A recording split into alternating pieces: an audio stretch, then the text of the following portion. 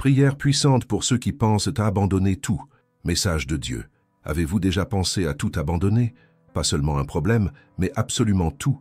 Comme si le poids de la vie vous écrasait l'âme au point que respirer devenait douloureux et qu'avancer semblait impossible. Peut-être êtes-vous en ce moment même devant l'écran, silencieux, tandis que votre cœur hurle. Il réclame du soulagement, du sens, une réponse de Dieu. Cette puissante prière que vous êtes sur le point d'entendre, ce n'est pas juste une prière ordinaire, c'est un message vivant, envoyé directement à votre esprit. Et si vous êtes arrivé jusqu'ici, ce n'était pas par hasard, ce message de Dieu a été programmé spécialement pour vous. Il y a des moments où le cœur se lasse, fatigué d'essayer, d'espérer, de croire. Et dans cette profonde lassitude, où l'âme se cache derrière de faux sourires, une pensée subtile, sombre mais réelle surgit. Peut-être que je devrais tout abandonner. Et si vous en êtes à ce point, où l'obscurité semble plus proche que la lumière, sachez ceci. Tu n'es pas seul, il y a une présence qui vous observe même quand vous pensez que personne ne vous voit. Il y a un amour qui demeure même quand vous ne pouvez plus vous aimer. Il y a un Dieu qui parlait à travers ce message. Et aujourd'hui, il a choisi de te toucher. Combien de fois avez-vous essayé d'être fort pour tout le monde, mais vous vous sentiez comme une épave? Combien de fois êtes-vous resté silencieux pour ne pas inquiéter les autres, implorant silencieusement de l'aide? Combien de fois vous êtes-vous traîné dans la vie simplement parce que vous ne saviez pas quoi faire d'autre? Cette vidéo est pour vous.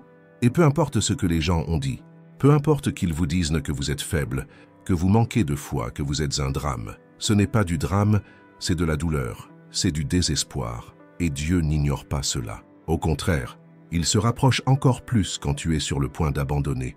Nombreux sont ceux qui sont passés par là. Hommes et femmes de foi, dirigeants, prophètes, personnes remplies de l'esprit. Tous, à un moment donné, ont pensé à s'arrêter, à disparaître, à abandonner. Mais c'est à ce moment précis que Dieu s'est révélé d'une manière plus puissante. Et aujourd'hui, c'est votre moment. Cette prière vous guidera sur des chemins profonds. Elle touchera des blessures cachées. Elle vous fera affronter ce que vous avez tant essayé de cacher. Mais avec la certitude que Jésus est avec vous dans chaque mot qui sera dit. Alors, restez avec moi. Quelque chose est sur le point d'être révélé. Quelque chose qui pourrait changer le cours de votre histoire. Il existe un secret spirituel qui a été caché pendant des siècles. Et très peu de gens comprennent la profondeur de ce que vous entendrez ici. Mais toi, tu as été choisi pour recevoir cela aujourd'hui. Recevoir. Ce n'est pas seulement une prière pour ceux qui veulent tout abandonner. C'est un message vivant de résurrection spirituelle. Et si vous l'écoutez avec un cœur ouvert, préparez-vous. Ton âme sera élevée là où tout le monde a dit que ce serait ta fin. Respirez profondément et ouvrez votre cœur. Ce moment n'est pas qu'une vidéo, c'est une rencontre avec le ciel. Jésus est là maintenant et il vous parle. Vous n'êtes pas là par hasard. Vous avez été guidé vers ce message parce que Dieu veut parler directement à votre cœur. Mais avant de continuer, je dois vous demander quelque chose de très important. Si ce message vous touche déjà d'une manière ou d'une autre, aimez cette vidéo. Ce n'est pas un simple geste. En cliquant sur « J'aime », vous contribuez à ce que ce message atteigne d'autres personnes qui, comme vous, sont sur le point d'abandonner. Votre clic pourrait être le miracle pour lequel quelqu'un a prié. C'est évangéliser avec un geste d'amour. Et je vous invite, avec toute la foi de mon cœur, déclarer publiquement que vous croyez, que vous voulez vaincre ces ténèbres. Écrivez dans les commentaires « Jésus, donne-moi la force de ne pas abandonner ». Ce n'est pas une simple phrase, c'est un acte de foi, une confession publique à laquelle vous choisissez de croire, même dans la douleur. Vous n'avez peut-être jamais rien dit auparavant, mais faites-le aujourd'hui, pas pour moi. Pour vous, car en écrivant, vous libérez, vous déclarez la guerre à l'abandon, vous activez le paradis sur votre vie. Et si vous ne faites pas encore partie de cette communauté, abonnez-vous à cette chaîne. Ici, vous ne marcherez plus jamais seul.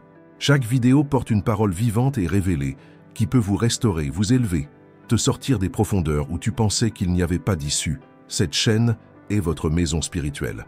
Nous sommes un peuple de foi, d'espoir et de nouveaux départs. Et il y a une place pour vous ici. Ce qui sera révélé maintenant pourrait vous libérer d'une douleur que vous portez depuis des années. Et ensuite, cela pourrait être la réponse que vous attendiez. Imaginez le poids de la vie, essayant de tout maintenir ensemble, alors que tout s'effondre en vous. Imaginez l'effort de se réveiller chaque jour avec un cœur épuisé, un esprit accablé, un corps faible et une âme qui appelle à l'aide. Il n'est pas facile de lutter quand on ne voit aucune issue. Il n'est pas facile de continuer quand on est déjà perdu. Il y a un épuisement inexprimable, une lassitude que le sommeil ne peut apaiser. Et c'est à ce moment-là, là où la force semble avoir disparu, que beaucoup envisagent tout simplement d'abandonner, non pas par désir de faiblesse, mais parce qu'ils ont déjà tout donné. On a l'impression de se battre seul, et que malgré toutes les prières, malgré toutes les insistances, rien ne change. Et à chaque tentative ratée, la foi s'affaiblit, le courage s'affaiblit, et l'espoir semble se réduire à un murmure lointain. Ce genre de douleur est plus courant qu'on ne le pense. Beaucoup la vivent en silence. Ils portent le fardeau, affichent un sourire, mais intérieurement, ils sont brisés. Et peut-être ressentez-vous la même chose, fatigués de tout donner sans rien en retour. Fatigués de faire le bien et de subir le mal. Fatigués de croire et d'être frustrés. Fatigués de tenter de s'accrocher à quelque chose qui s'effondre en vous. Quand on ne voit que l'obscurité, il est naturel de penser à abandonner. Mais que se passe-t-il si ce que vous vivez n'est pas la fin, mais plutôt la préparation à quelque chose de plus grand? Élie, le prophète, comprenait bien ce genre d'angoisse. Ce n'était pas un homme ordinaire. Il connaissait profondément la voix de Dieu, avait affronté des ennemis spirituels, affronté des rois et vu des miracles se produire. Mais même lui, après tant de luttes, tomba dans un état d'épuisement si intense qu'il demanda la mort. Il s'enfuit dans le désert et, sous un genévrier épuisé, fit une prière désespérée. « C'est assez. Prends-moi la vie. » 1 Roi 19. Ce n'était pas un faible. Il avait déjà vécu de grandes expériences avec le Seigneur. Mais il avait atteint ses limites. Il sentait qu'il n'en pouvait plus. Il se sentait seul. Il avait le sentiment d'avoir échoué. Et il demanda à abandonner. Et voici une vérité dont peu parlent. Même les plus grands hommes et femmes de Dieu connaissent des moments de profond épuisement, et ce n'est pas parce qu'ils ont perdu la foi, mais parce qu'ils sont humains. Élie n'a pas perdu la foi, il a perdu sa force. Et il y a une énorme différence entre les deux. Dieu ne l'a pas réprimandé. Dieu n'a pas exigé d'explication. Dieu ne lui a pas dit « aie plus de foi ». Il s'est simplement approché et l'a nourri. Oui, avant toute parole, avant tout ordre ou révélation, Dieu a préparé du pain chaud, une cruche d'eau fraîche, et a envoyé un ange dire « Lève-toi et mange, car le chemin est trop long pour toi ». 1 Roi 19:7. Cela nous révèle quelque chose de puissant. Dieu sait exactement où nous en sommes. Et lorsque nous perdons nos forces, il s'approche avec la nourriture dont nous avons besoin. N'est-ce pas ce qui vous arrive? N'est-ce pas précisément parce que le Seigneur vous a préparé une nourriture invisible aujourd'hui que vous entendez ce message? Il a vu votre cheminement. Il a vu vos efforts. Il a vu combien de fois vous avez voulu abandonner, combien de fois vous avez pensé à disparaître, à vous évanouir, combien de fois l'idée d'abandonner a été plus forte que celle de continuer. Et pourtant, vous êtes resté, même sans force, vous êtes resté, même sans réponse, vous avez prié. Et Dieu a entendu. La nourriture qu'il vous a préparée n'est pas physique, mais elle est tout aussi réelle. C'est cette parole, c'est cette présence que vous ressentez maintenant, brûlant dans votre cœur, subtilement mais puissamment. Le désert d'Élie n'était pas la fin, c'était un point de rencontre. C'était le lieu où Dieu restaurerait son identité, son courage, sa direction. Et il en va de même pour vous. Ce qui semble être la fin du chemin aujourd'hui pourrait bien être le moment même où Dieu commence quelque chose de nouveau. Il n'attend pas que vous soyez fort pour vous utiliser. Il vous fortifie pour que vous puissiez continuer. Il n'attend pas que vous ayez tout compris. Il apparaît précisément au moment où tout s'écroule. Et cet instant d'épuisement, de découragement, d'obscurité, pourrait bien être le lieu même où la lumière de sa présence se manifestera le plus intensément. Avez-vous déjà eu l'impression que personne ne vous comprenait, que vos efforts étaient ignorés, que votre combat était invisible? Avez-vous déjà crié en silence, espérant que quelqu'un vous remarquerait? C'est peut-être votre moment sous le genévrier. Et si oui, sachez qu'un ange s'approche de vous avec du pain et de l'eau. Spirituellement, cette parole est une nourriture céleste qui descend sur votre âme. Dieu vous visite dans ce désert, non pour vous juger, mais pour vous élever. Si cette parole vous a profondément touché, commentez avec foi « Seigneur, nourris-moi au milieu de mon désert ». Cette affirmation est plus qu'un commentaire, c'est une affirmation. C'est vous qui dites au ciel que vous choisissez de vous élever, même sans force, que vous choisissez de faire confiance, même sans voir, que vous choisissez de persévérer, même quand tout en vous vous crie d'abandonner, et la puissance est là quand vous écrivez avec foi. Le ciel répond à votre cri. La terre tremble lorsque votre cœur s'épanche devant Dieu. Il y a encore beaucoup de choses à révéler. Il y a des réalités spirituelles que personne ne vous a peut-être jamais révélées. Et vous commencerez à tout voir différemment, lorsque vous comprendrez ce qui se cachait derrière la souffrance que vous avez vécue jusqu'à présent. Avez-vous déjà eu l'impression que Dieu se taisait, comme si le ciel était silencieux, tandis que tout en vous hurlait? La douleur de sentir que vos prières n'ont pas été entendues, que votre souffrance est passée inaperçue, que personne ne comprend vraiment ce que vous traversez. Il existe une solitude qui transcende la présence humaine, une solitude spirituelle, celle où l'on se demande « Dieu est-il toujours avec moi ?» Quand tout s'écroule, quand les pertes surviennent sans que personne ne le demande, quand le sol disparaît et que votre âme entre en crise, ce silence devient un poids écrasant. Et à ce moment-là, l'idée d'abandonner prend de l'ampleur, car ce n'est pas seulement de la tristesse. C'est un sentiment d'abandon total, comme si tout ce en quoi vous croyiez s'effondrait sous vos yeux. Job connaissait profondément ce sentiment. Il était droit, juste, craignant Dieu et faisait tout bien. Et pourtant, il a tout perdu. Sa famille, sa santé, sa richesse, sa dignité. Sa souffrance n'était pas seulement physique, c'était une dépression intérieure. Un coup dévastateur porté à tout ce qu'il était et à tout ce en quoi il croyait. Et le plus dur à supporter était le silence de Dieu. Job priait, Job criait. Job questionnait. Et le ciel restait silencieux. Imaginez-vous cela? Crier pendant des jours, des nuits, des semaines, sans recevoir de réponse? Aucun signe, aucun soulagement. Rien n'indiquant que Dieu est toujours là. C'est dans ce silence que Job s'est immergé, et peut-être êtes-vous dans le même cas. Attendant une réponse qui ne vient jamais, luttant pour garder la foi vivante, même quand tout semble dire le contraire. Mais ce silence cache quelque chose de puissant, quelque chose que peu de gens peuvent voir. Et si le silence de Dieu n'était pas une absence, mais une stratégie? Et si ce que vous interprétez comme un abandon était en réalité un temps de préparation? Souvent, le ciel est silencieux parce qu'il forge en nous ce que seul le silence peut produire, la vraie foi, une confiance sans garantie, une espérance qui ne dépend pas de la vue. Dieu n'était pas loin de Job. Il observait, il testait, il épurait. Il œuvrait d'une manière que l'œil ne pouvait percevoir. Alors que tout semblait perdu, Job fit l'une des déclarations les plus puissantes des Écritures. « Je sais que tu peux tout, et qu'aucun de tes projets ne peut être contrarié. » Job 42:2. Cette confession n'est non pas de la prospérité mais de la ruine, non pas d'un miracle immédiat, mais de la persévérance à croire même au milieu de la dévastation. Votre moment de silence pourrait-il aussi être un temps de maturation, de transformation invisible? Se pourrait-il que Dieu vous prépare à quelque chose qui dépasse vos espérances? Il se pourrait que, comme Job, vous soyez mis à l'épreuve, non pas pour être détruit, mais pour être perfectionné, car après le silence est venue la réponse. Et avec la réponse est venue la restitution. Dieu a rendu à Job le double de ce qu'il avait perdu.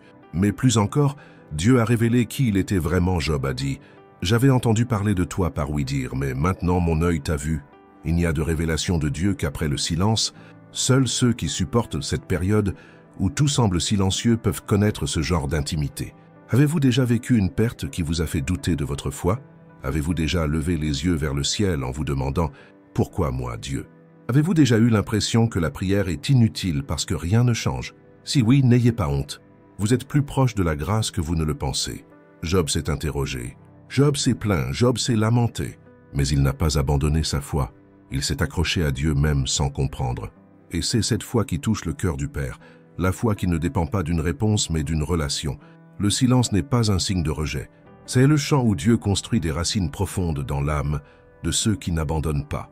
Quand tout semble vide, c'est alors qu'il commence à remplir. Si cette parole vous a trouvé dans ce lieu silencieux de votre âme, écrivez avec foi dans les commentaires. Même dans le silence, j'ai confiance en toi. Puisse cette déclaration être votre façon de briser la barrière invisible que l'ennemi tente d'ériger entre vous et Dieu.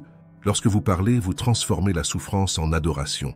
Vous criez au ciel par des mots écrits, et le ciel répond avec un cœur sincère. Même lorsque la voix de Dieu semble silencieuse, il est toujours à l'œuvre, il est toujours présent. Il est toujours avec vous. Le silence n'est pas toujours synonyme d'absence. Parfois, il est une préparation à quelque chose qui ne se révèle que lorsque l'on est prêt à le recevoir. Et ce qui vient ensuite vous fera voir le silence différemment. Vous êtes-vous déjà surpris à sourire devant un miroir, alors qu'au fond de vous tout était en morceaux? Avez-vous déjà dû vous forcer à dire « ça va aller » alors qu'au fond, vous aviez l'impression qu'il ne restait plus que la douleur? Il existe une souffrance qui ne saigne pas aux yeux, mais qui hurle de l'intérieur, une douleur invisible. Et cette douleur, parce qu'elle est invisible, n'est presque jamais accueillie. On peut être dans une pièce pleine de monde, entouré de voix, de câlins, de mots, et pourtant se sentir invisible. Combien de personnes vivent écrasées par des traumatismes, des rejets et des déceptions que personne ne remarque? Combien se promènent avec des cicatrices invisibles sur les photos qui n'inspirent aucune compassion parce qu'elles sont tout simplement invisibles? Jésus connaît bien ce genre de souffrance. Il vit au milieu de la foule une femme que personne d'autre ne voyait. Elle souffrait depuis 12 ans d'une maladie qui la rendait impure aux yeux de la société. 12 ans de saignement, 12 ans d'isolement, 12 ans d'exclusion. Elle ne pouvait pas embrasser, elle ne pouvait pas entrer dans le temple, elle ne pouvait toucher personne. Aux yeux de la culture de l'époque, elle n'était pas seulement malade, elle était indésirable. Et c'est dans ce contexte d'exclusion sociale totale qu'elle décida de briser les barrières. Elle se glissa dans la foule honteuse, effrayée mais avec foi, pensant « Si je touche juste son vêtement, je serai guérie ». Elle ne voulait pas être remarquée, elle voulait juste être restaurée. Mais Jésus fit plus encore. Il ne se contenta pas de guérir son corps, il restaura son identité. Il prit le temps de tout arrêter, de regarder autour de lui et de demander « Qui m'a touché ?» Cette femme savait ce que c'était que de disparaître. Elle voulait simplement passer inaperçue, recevoir la bénédiction et retrouver l'anonymat. Mais Jésus ne voulait pas seulement la guérir, il voulait la restaurer complètement. Lorsqu'elle se présente, tremblante et effrayée, Jésus l'accueille avec des paroles qui traversent les siècles. « Ma fille, ta foi t'a sauvée, va en paix. » Marc 5, 34. Remarquez le détail. Il l'appelle « ma fille », une femme qui n'avait probablement pas entendu ce mot depuis longtemps. Peut-être avait-elle perdu un père, un mari, des enfants. Peut-être s'était-elle perdue elle-même au milieu de tant de souffrances. Mais Jésus lui rend plus que la santé. Il lui rend sa dignité. Il lui déclare qu'elle a sa place, qu'elle a de la valeur, qu'elle n'est pas invisible aux yeux de Dieu. Et si vous viviez exactement la même chose aujourd'hui, cacher votre douleur derrière des sourires automatiques, feindre le contrôle alors que tout s'écroule à l'intérieur. Vous demandez pourquoi personne ne remarque vos cris silencieux. La femme atteinte d'hémorragie représente des millions de personnes qui marchent blessées au milieu de la foule, espérant que Jésus les remarquera. Et il les remarque. Il ressent. Il arrête tout pour vous. Le contact de cette femme était différent. Ce n'était pas seulement un contact physique, c'était un cri de l'âme. C'était la foi à l'état pur. Et Jésus, même entouré de dizaines de personnes, a reconnu ce contact car Dieu ne mesure pas la foi aux apparences. Il écoute le cœur. Se pourrait-il que Dieu se serve de votre douleur invisible pour révéler votre valeur à ses yeux? Se pourrait-il que cette souffrance invisible soit en réalité l'endroit où il veut vous toucher profondément? Jésus ne guérit pas seulement ce que les autres voient, il va là où personne ne va. Il touche au plus profond de vous-même. Il pénètre là où même vous ne voulez plus toucher, là où résident vos souvenirs les plus tristes, là où résident les traumatismes que vous avez enfouis pour tenter d'aller de l'avant, là où résident ces sentiments d'échec, d'abandon et d'humiliation. Et lorsqu'il touche, ce n'est pas pour exposer, c'est pour restaurer. Avez-vous déjà eu l'impression que personne ne savait ce qui se passait en vous? Avez-vous déjà eu envie de disparaître juste pour voir si quelqu'un vous regretterait? Avez-vous déjà pensé que si vous disparaissiez, personne ne le remarquerait? La femme atteinte d'hémorragie a vécu ce genre de douleur pendant 12 ans, mais il a suffi d'un contact, il a suffi d'un acte de foi, il a suffi de la décision de ne plus accepter l'invisibilité, et tout a changé. Jésus n'a pas ignoré sa douleur, et il n'ignorera pas la vôtre non plus. Votre cri, même silencieux, résonne dans les cieux. Votre larme cachée a une adresse claire. Le Père ne se contente pas de voir, il répond, il vient à vous. Si ce mot vous a touché là où personne d'autre ne peut le faire, déclarez dans les commentaires avec foi « Jésus, je sais que tu me vois ». C'est plus qu'une simple phrase. C'est un acte de courage. C'est une rupture avec l'invisibilité spirituelle. C'est une façon de dire « Je suis toujours là et je sais que tu me remarques ». Et si ce message vous a touché, aimez la vidéo par un acte de foi. Votre « j'aime » peut être un instrument de Dieu pour aider cette parole à atteindre ceux qui souffrent aussi en silence. Et ne vous arrêtez pas là. Partagez cette vidéo avec quelqu'un que vous connaissez qui traverse une souffrance invisible. Un mot comme celui-là peut sauver une vie. Il peut empêcher quelqu'un d'abandonner en secret. Certaines personnes se sentent seules, même entourées. Il y a des souffrances que personne ne perçoit, car elles se cachent derrière une façade de force. Mais ce qui vient ensuite confrontera encore plus profondément les masques que nous portons pour cacher nos âmes brisées et révélera qu'il existe un lieu où la vérité trouve la guérison. Préparez-vous. Ce qui vous attend pourrait être exactement ce que vous aviez le plus besoin d'entendre. même sans le savoir. L'avenir est parfois plus effrayant que le présent ne blesse. Il y a des moments où tout semble sur le point de s'écrouler, et malgré toutes vos prières, vous ne recevez aucune réponse. Comme si le ciel était fermé, comme si Dieu s'était tu, et même entouré de gens, vous vous sentez seul avec vos pensées, dominé par cette question muette. Et si rien ne marchait? C'est comme vivre dans une tempête sans fin, le cœur à la dérive, la poitrine serrée, avec le sentiment que tout est hors de contrôle. Vous essayez de sourire, de garder la foi, mais intérieurement, la peur fait rage, comme un vent violent en pleine mer. Demain est devenu un géant invisible. Comment planifier, comment croire, comment trouver la paix, quand la peur de l'échec vous coupe le souffle? Et pire encore, quand tout semble indiquer que la prochaine vague sera celle qui vous engloutira à jamais. Jésus connaissait cette réalité. Ses disciples, des hommes simples qui avaient tout quitté pour le suivre, la connaissaient aussi. Par une nuit noire, ils étaient dans une barque traversant la mer de Galilée. Jésus, fatigué, dormait à l'arrière du bateau. Soudain, une violente tempête se leva, le vent hurlait, les vagues s'écrasaient violemment, et la barque semblait sur le point de chavirer. Le désespoir les saisit. Eux, pêcheurs expérimentés, savaient ce qu'une telle tempête pouvait provoquer. Mais ce qui les désespérait le plus, ce n'était ni le vent ni les vagues, c'était le silence de Jésus. Il était là, mais endormi, et quand la peur parle le plus fort, le silence de Dieu semble hurler. Ils le réveillèrent en criant à l'aide. « Maître, cela ne te fait rien si nous périssons ?» Cette question posée il y a plus de 2000 ans résonne encore dans les cœurs qui envisagent d'abandonner. Car face au chaos qui nous entoure et au sentiment de sombrer, il est difficile de croire que Dieu a encore le contrôle. Mais Jésus s'est levé. Avec une autorité divine, il a parlé au vent et à la mer. Silence. Et instantanément, tout est devenu calme. Le silence du ciel a cédé la place à la voix qui apaise l'âme. Et après avoir apaisé la tempête, Jésus s'est tourné vers ses disciples et leur a demandé « Pourquoi avez-vous si peur? N'avez-vous pas la foi ?»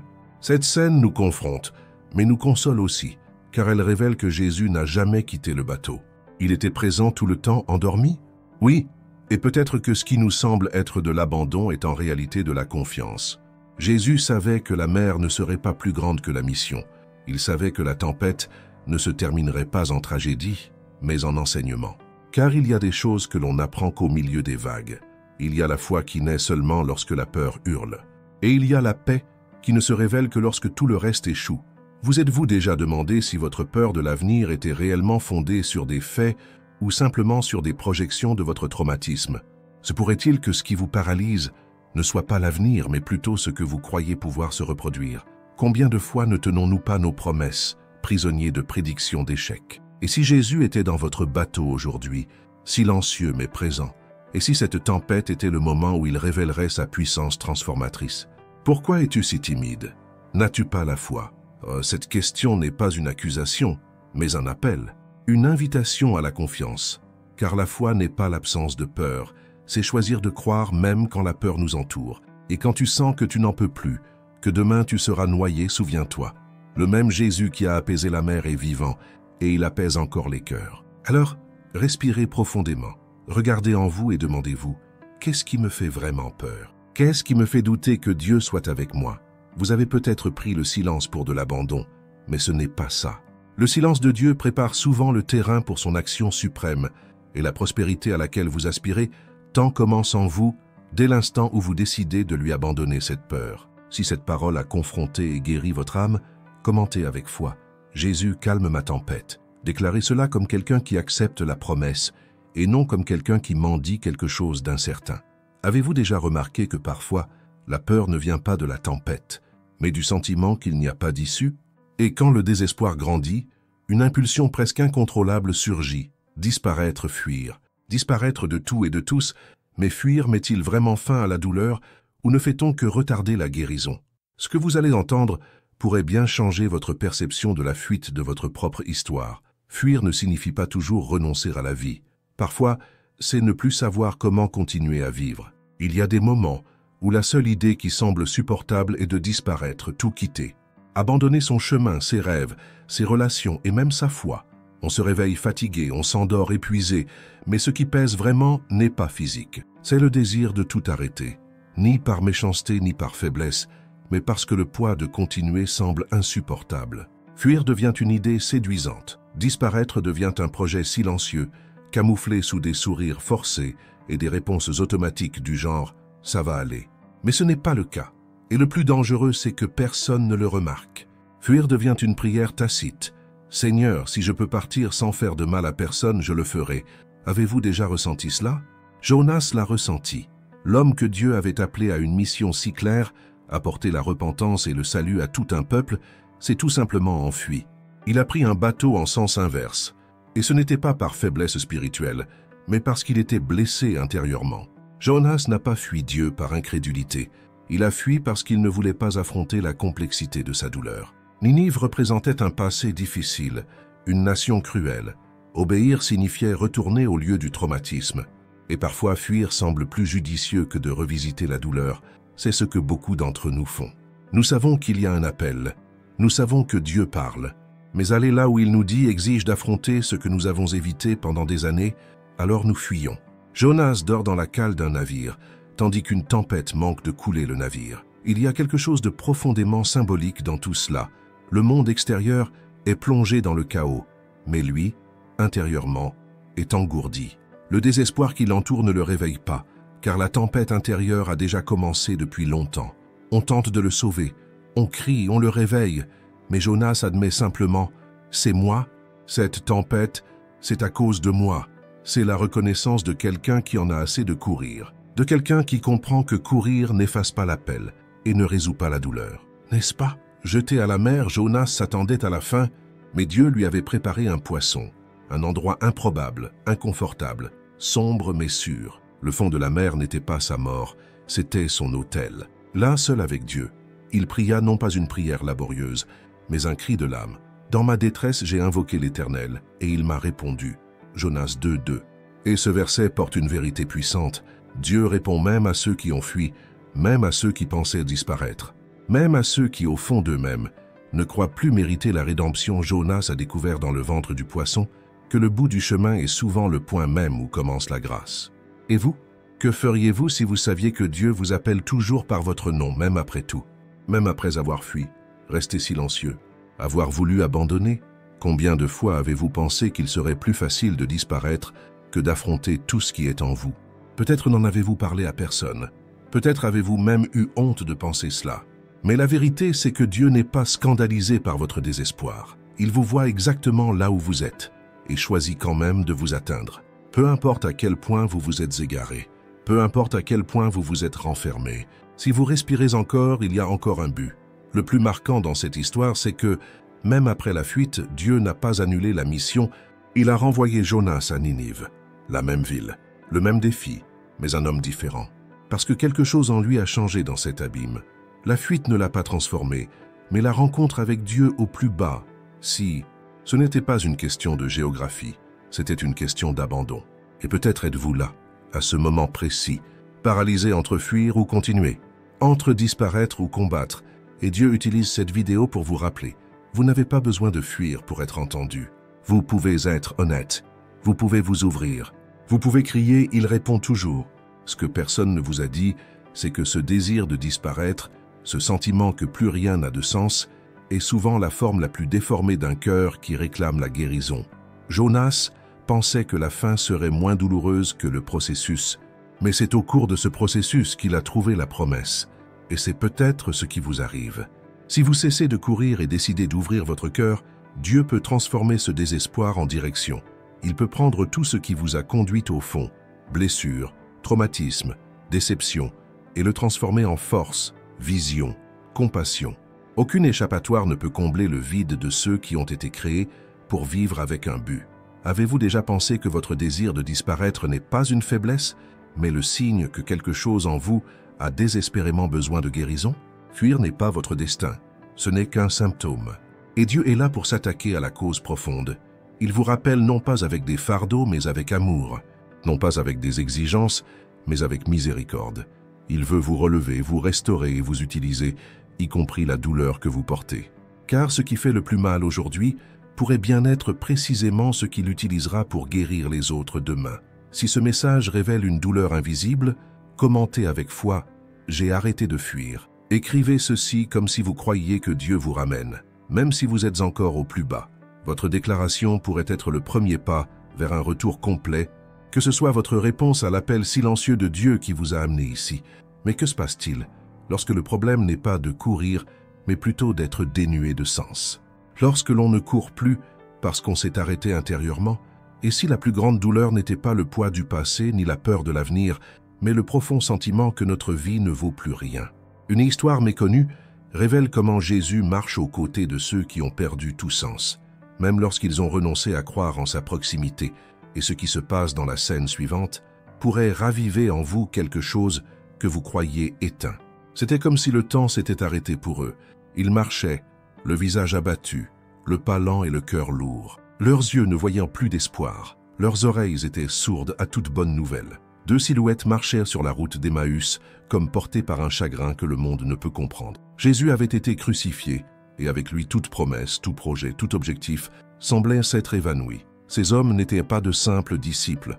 Ils avaient placé toutes leurs espérances dans l'espoir de connaître enfin l'accomplissement de ces promesses. Mais maintenant, tout avait perdu son sens. Leurs paroles étaient pleines de tristesse, leurs souvenirs de frustration. Quand la vie se résume à une succession de pertes, l'avenir cesse d'être un projet pour devenir une simple échappatoire. Emmaüs n'était pas seulement une ville loin de Jérusalem, c'était le symbole d'un chemin d'abandon. Ils partaient, tentant d'échapper à la douleur qui s'était installée dans leurs âmes, tentant de laisser derrière eux tout ce qui leur rappelait ce qui n'était jamais arrivé.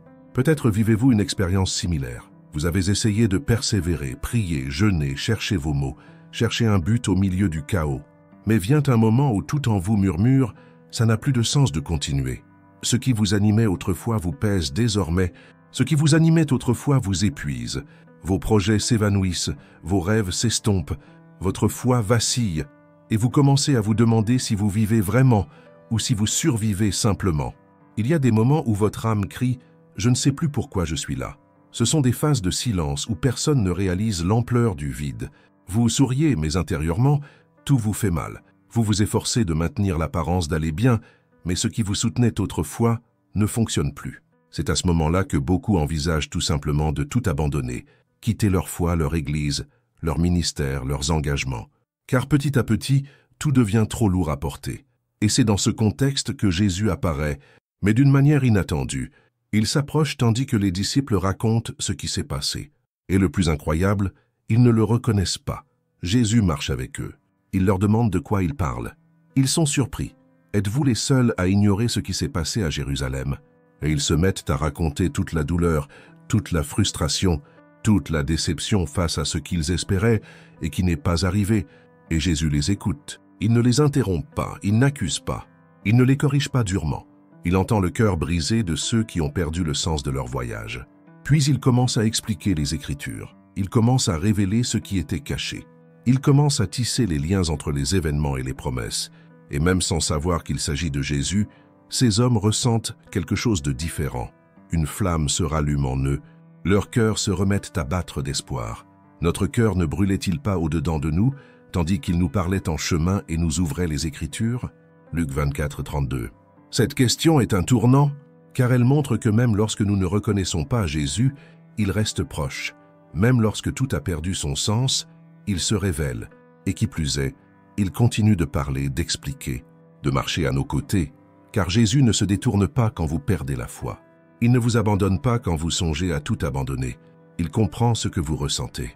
Il connaît l'épuisement de l'âme, l'épuisement spirituel, et avec amour et patience, il vous invite à regarder à nouveau, à écouter à nouveau, à réaliser que même si vous vous êtes égaré, il n'a jamais cessé d'être là. Combien de fois avez-vous pensé à abandonner votre chemin? Combien de fois avez-vous regardé votre vie en vous disant « Rien de ce que j'imaginais n'est arrivé ». Se pourrait-il que, comme les disciples sur la route d'Emmaüs, vous vous éloigniez de Jérusalem, non pas géographiquement, mais spirituellement? Fuyez-vous le cœur de la promesse? Abandonniez-vous les lieux où Dieu vous a placés? Vous pensez peut-être que ce n'est qu'une pause, un temps de réflexion, mais au fond, vous savez que vous vous éloignez de votre foi. C'est plus courant qu'il n'y paraît. Mais il y a une vérité puissante ici. Même sur le chemin de la fuite, Jésus se rapproche. Même lorsque votre cœur est froid, il continue de parler. Il continue de révéler la vérité, car il sait qu'une seule parole de lui suffit à raviver ce qui est mort en vous. Peut-être la vie vous a-t-elle réservé des pertes que personne d'autre n'avait prévues. Des cycles terminés, des portes closes, des personnes qui vous ont quitté, des promesses qui semblent oubliées, et tout cela crée en vous un sentiment d'abandon, de but perdu, de décalage avec le ciel. Mais Jésus ne vous voit pas comme un échec, il vous voit comme quelqu'un que l'on peut encore toucher, quelqu'un dont le cœur peut encore brûler. Il se soucie tellement de votre douleur qu'il insiste pour marcher à vos côtés, même lorsque vous le croyez loin. Le chemin avec Jésus n'est pas toujours clair, mais il est toujours vivant. Et parfois, ce qu'il veut faire, ce n'est pas seulement vous ramener à la promesse, mais vous rappeler que le chemin lui-même peut être riche en révélations. Le chemin n'a pas besoin d'être logique, il doit être présent et sa présence change tout.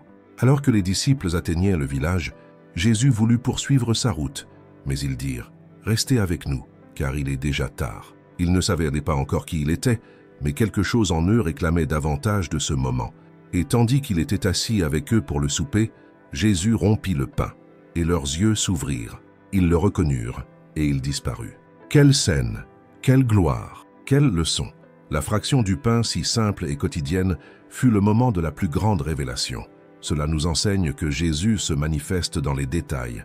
Il n'a pas besoin d'une scène, il a besoin d'un cœur disposé. Un cœur qui, même blessé, soit capable de dire « Reste avec moi ».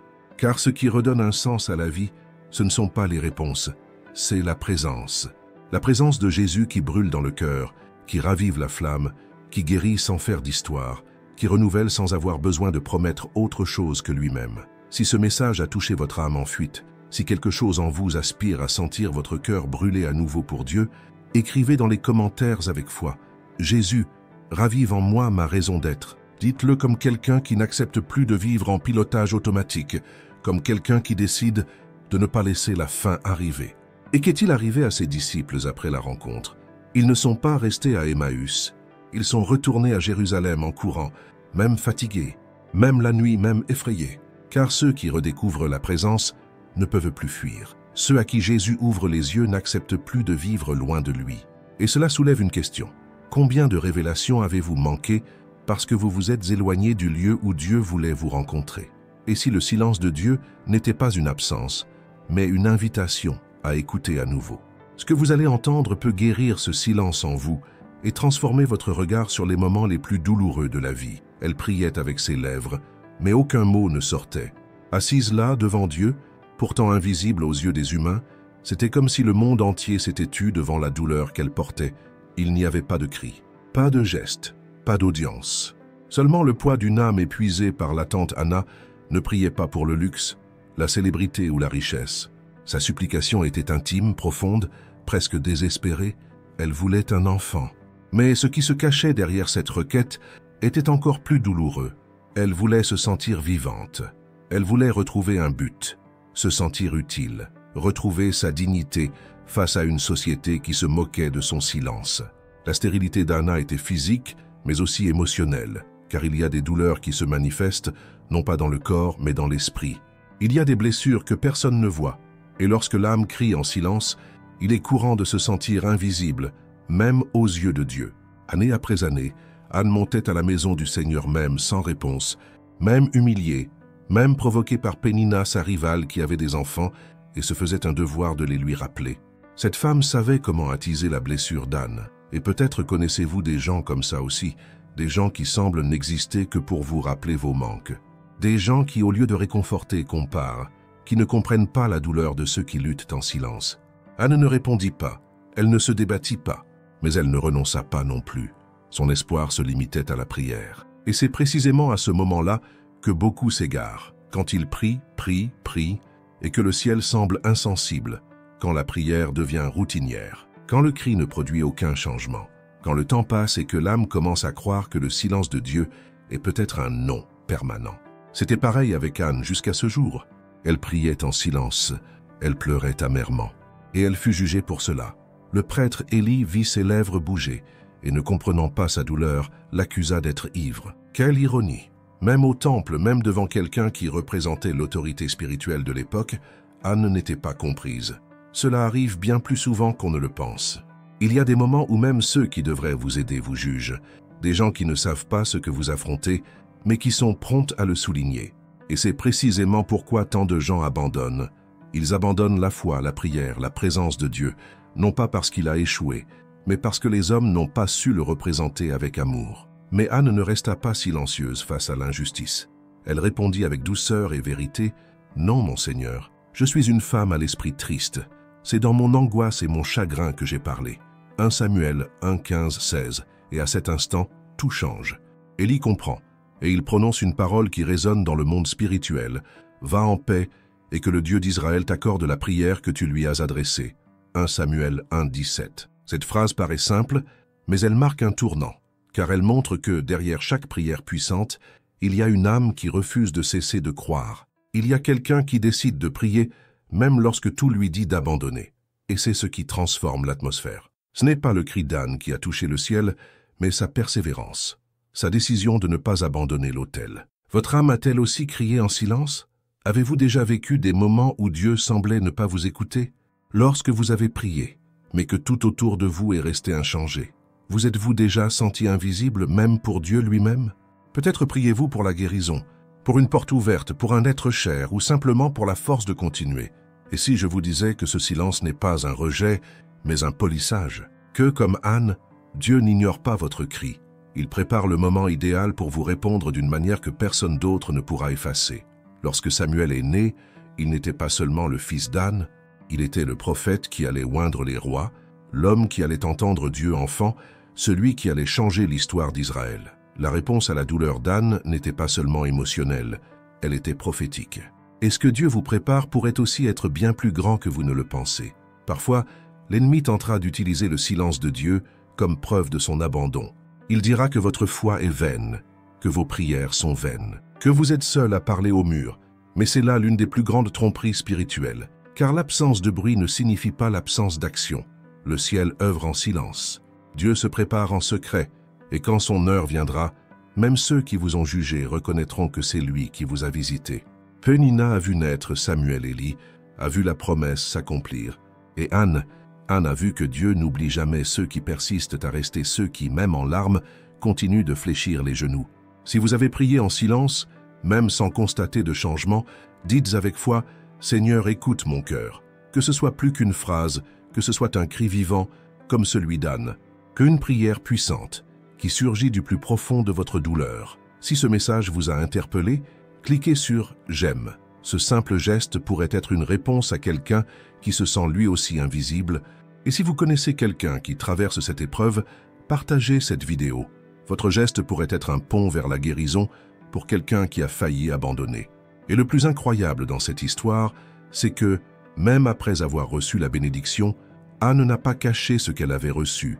Elle a ramené Samuel à l'autel, comme si elle comprenait que ce qui naît de la prière n'appartient pas seulement à nous, mais au dessein éternel de Dieu. Et c'est peut-être là la clé. Lorsque vous abandonnez votre douleur à Dieu, non seulement il répond, mais il la transforme en instrument de salut. Mais que diriez-vous si je vous disais qu'il existe une histoire encore plus profonde sur le rejet et la douleur silencieuse, et qu'elle peut changer votre façon d'affronter ces moments où vous n'avez même plus la force de pleurer? Préparez-vous. Ce qui vient ensuite pourrait bien être le tournant de votre foi. Pierre avait promis de ne jamais abandonner Jésus. Il avait affirmé avec assurance que, si nécessaire, il mourrait à ses côtés. Son cœur était rempli de courage, jusqu'à ce que la peur frappe à la porte, jusqu'au moment où tout s'obscurcit, où les soldats arrivèrent et où le Messie fut emmené comme un criminel. Alors, le même Pierre qui avait dégainé son épée pour défendre Jésus se cache maintenant dans l'ombre, se réchauffant près d'un feu. Là, une servante le regarde dans les yeux et le reconnaît. « Tu étais avec lui ». Pierre le nie. Pour la première fois peu après, quelqu'un répète « Tu es l'un d'eux ». Et il le nie à nouveau. Pour la troisième fois, quelqu'un affirme avec certitude « Ta façon de parler te trahit ». Et Pierre, désormais effrayé, honteux et désespéré, jure ne pas connaître Jésus. À cet instant précis, le coq chante. Et le regard de Pierre croise celui du Christ silence. Honte profond, repentir. Et il sortit et pleura amèrement. Luc 22, 62. C'est l'un des versets les plus intenses de la Bible, non pas à cause des mots, mais à cause de ce qu'il véhicule. Pierre n'a pas pleuré d'émotion. Il a pleuré de culpabilité, de tristesse, d'échec. Il a pleuré d'avoir trahi le Seigneur lui-même. Il a pleuré parce qu'au fond, il croyait que sa faiblesse avait été plus grande que son amour. Il a pleuré parce que tout ce qu'il pensait être fort, loyal, courageux, s'était effondré, et c'est peut-être exactement ce que vous ressentez. fatigué de vous promettre que vous irez mieux, que vous changerez, que vous surmonterez ce cycle.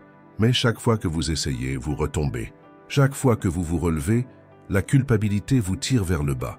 C'est comme si vous perdiez la force de continuer à croire que c'est encore possible. Il existe une forme d'épuisement qui ne vient pas du corps. Il vient de l'âme, de la lutte constante contre les mêmes erreurs, de la volonté de s'améliorer mais toujours confronté aux mêmes limites. Pierre a renié Jésus, mais il n'était pas mauvais, il était humain, comme vous et moi. Il a réagi avec son cœur, mais ses émotions étaient confuses. Il aimait vraiment Jésus, mais la peur a obscurci sa foi. Cela prouve que même les plus proches du Maître peuvent échouer. Et ce n'est pas l'erreur qui définit la fin. C'est ce qu'ont fait après Pierre a pleuré. Il s'est éloigné. Il est resté silencieux. Mais Jésus ne l'a pas abandonné. Après sa résurrection, Jésus est allé retrouver Pierre. Non pas pour exiger un paiement, non pas pour l'humilier, mais pour le restaurer. Au bord de la mer, le même Pierre qui l'avait renié 3 fois est appelé à confesser son amour 3 fois. « Pierre, m'aimes-tu » demande Jésus, et à chaque réponse, Jésus renouvelle l'appel « Paie mes brebis ». Qu'est-ce que cela nous montre? Que l'échec de Pierre n'a pas anéanti sa destinée, que l'erreur n'a pas annulé la promesse, que la chute n'a pas détruit son identité. Jésus a vu au-delà de la honte, au-delà de la culpabilité, et a vu un homme encore utilisable. Un homme brisé, certes, mais réparable. Vous aussi, vous vous sentez peut-être comme Pierre, honteux d'avoir échoué tant de fois, peur d'être allé trop loin, d'avoir renié votre foi, vos convictions, vos engagements envers Dieu. Mais écoutez ceci, Jésus n'a pas abandonné Pierre et il ne vous abandonnera pas non plus. Votre plus grande erreur est-elle la fin ou pourrait-elle être le début de quelque chose de nouveau? Vous punissez-vous pour quelque chose que Jésus est déjà prêt à pardonner? La restauration de Pierre montre qu'aucune erreur n'est trop grande pour que la grâce puisse la couvrir. Jésus n'a pas seulement pardonné à Pierre, il lui a confié une mission. Pierre est devenu l'un des plus grands dirigeants de l'Église primitive. Il a prêché avec audace. Il a guéri les malades. Il a été emprisonné pour sa foi. Et tout cela d'après la chute. Cela signifie que même lorsque vous envisagez d'abandonner, Dieu voit toujours un but. Il y a toujours un appel. Il y a toujours un plan. La honte veut vous éloigner, mais la grâce vous rappelle. Avez-vous déjà remarqué à quel point la culpabilité est l'une des armes les plus cruelles de l'ennemi? Parce qu'elle paralyse. Elle vous convainc que vous ne méritez pas de réessayer. Elle transforme le repentir, qui devrait être un tournant, en prison émotionnelle. Mais Jésus n'utilise pas la culpabilité. Il utilise la compassion. Il ne vous repousse pas. Il vous invite à vous rapprocher. Jésus connaît vos échecs, et pourtant il vous appelle par votre nom. Il n'attend pas la perfection. Il attend l'abandon. Et il y a quelque chose de profondément libérateur à reconnaître que l'on a fait des erreurs, certes, mais qu'il existe une croix qui réécrit les histoires, qu'il existe une prière puissante capable de restaurer même le cœur le plus brisé. Si ce message vous a touché, si vous avez déjà envisagé d'abandonner par sentiment d'inutilité, dites avec foi « Jésus, restaure mes chutes ». Écrivez ceci comme quelqu'un qui transforme la honte en cri, comme quelqu'un qui admet avoir besoin d'aide et qui croit que le ciel répond quand son âme plie. Et si je vous disais que le plus grand poids que vous portez n'est même pas la culpabilité, mais le silence qui l'accompagne? Qu'est-il arrivé au paralytique qui a attendu des décennies une réponse de Dieu, sans personne pour l'aider? Son histoire révèle un détail qui change tout, et ce que Jésus a fait pour lui pourrait bien être exactement ce qu'il s'apprête à faire pour vous. Il était resté étendu là si longtemps qu'il ne savait plus ce que c'était que de marcher. Le mouvement des autres lui rappelait constamment ses limites.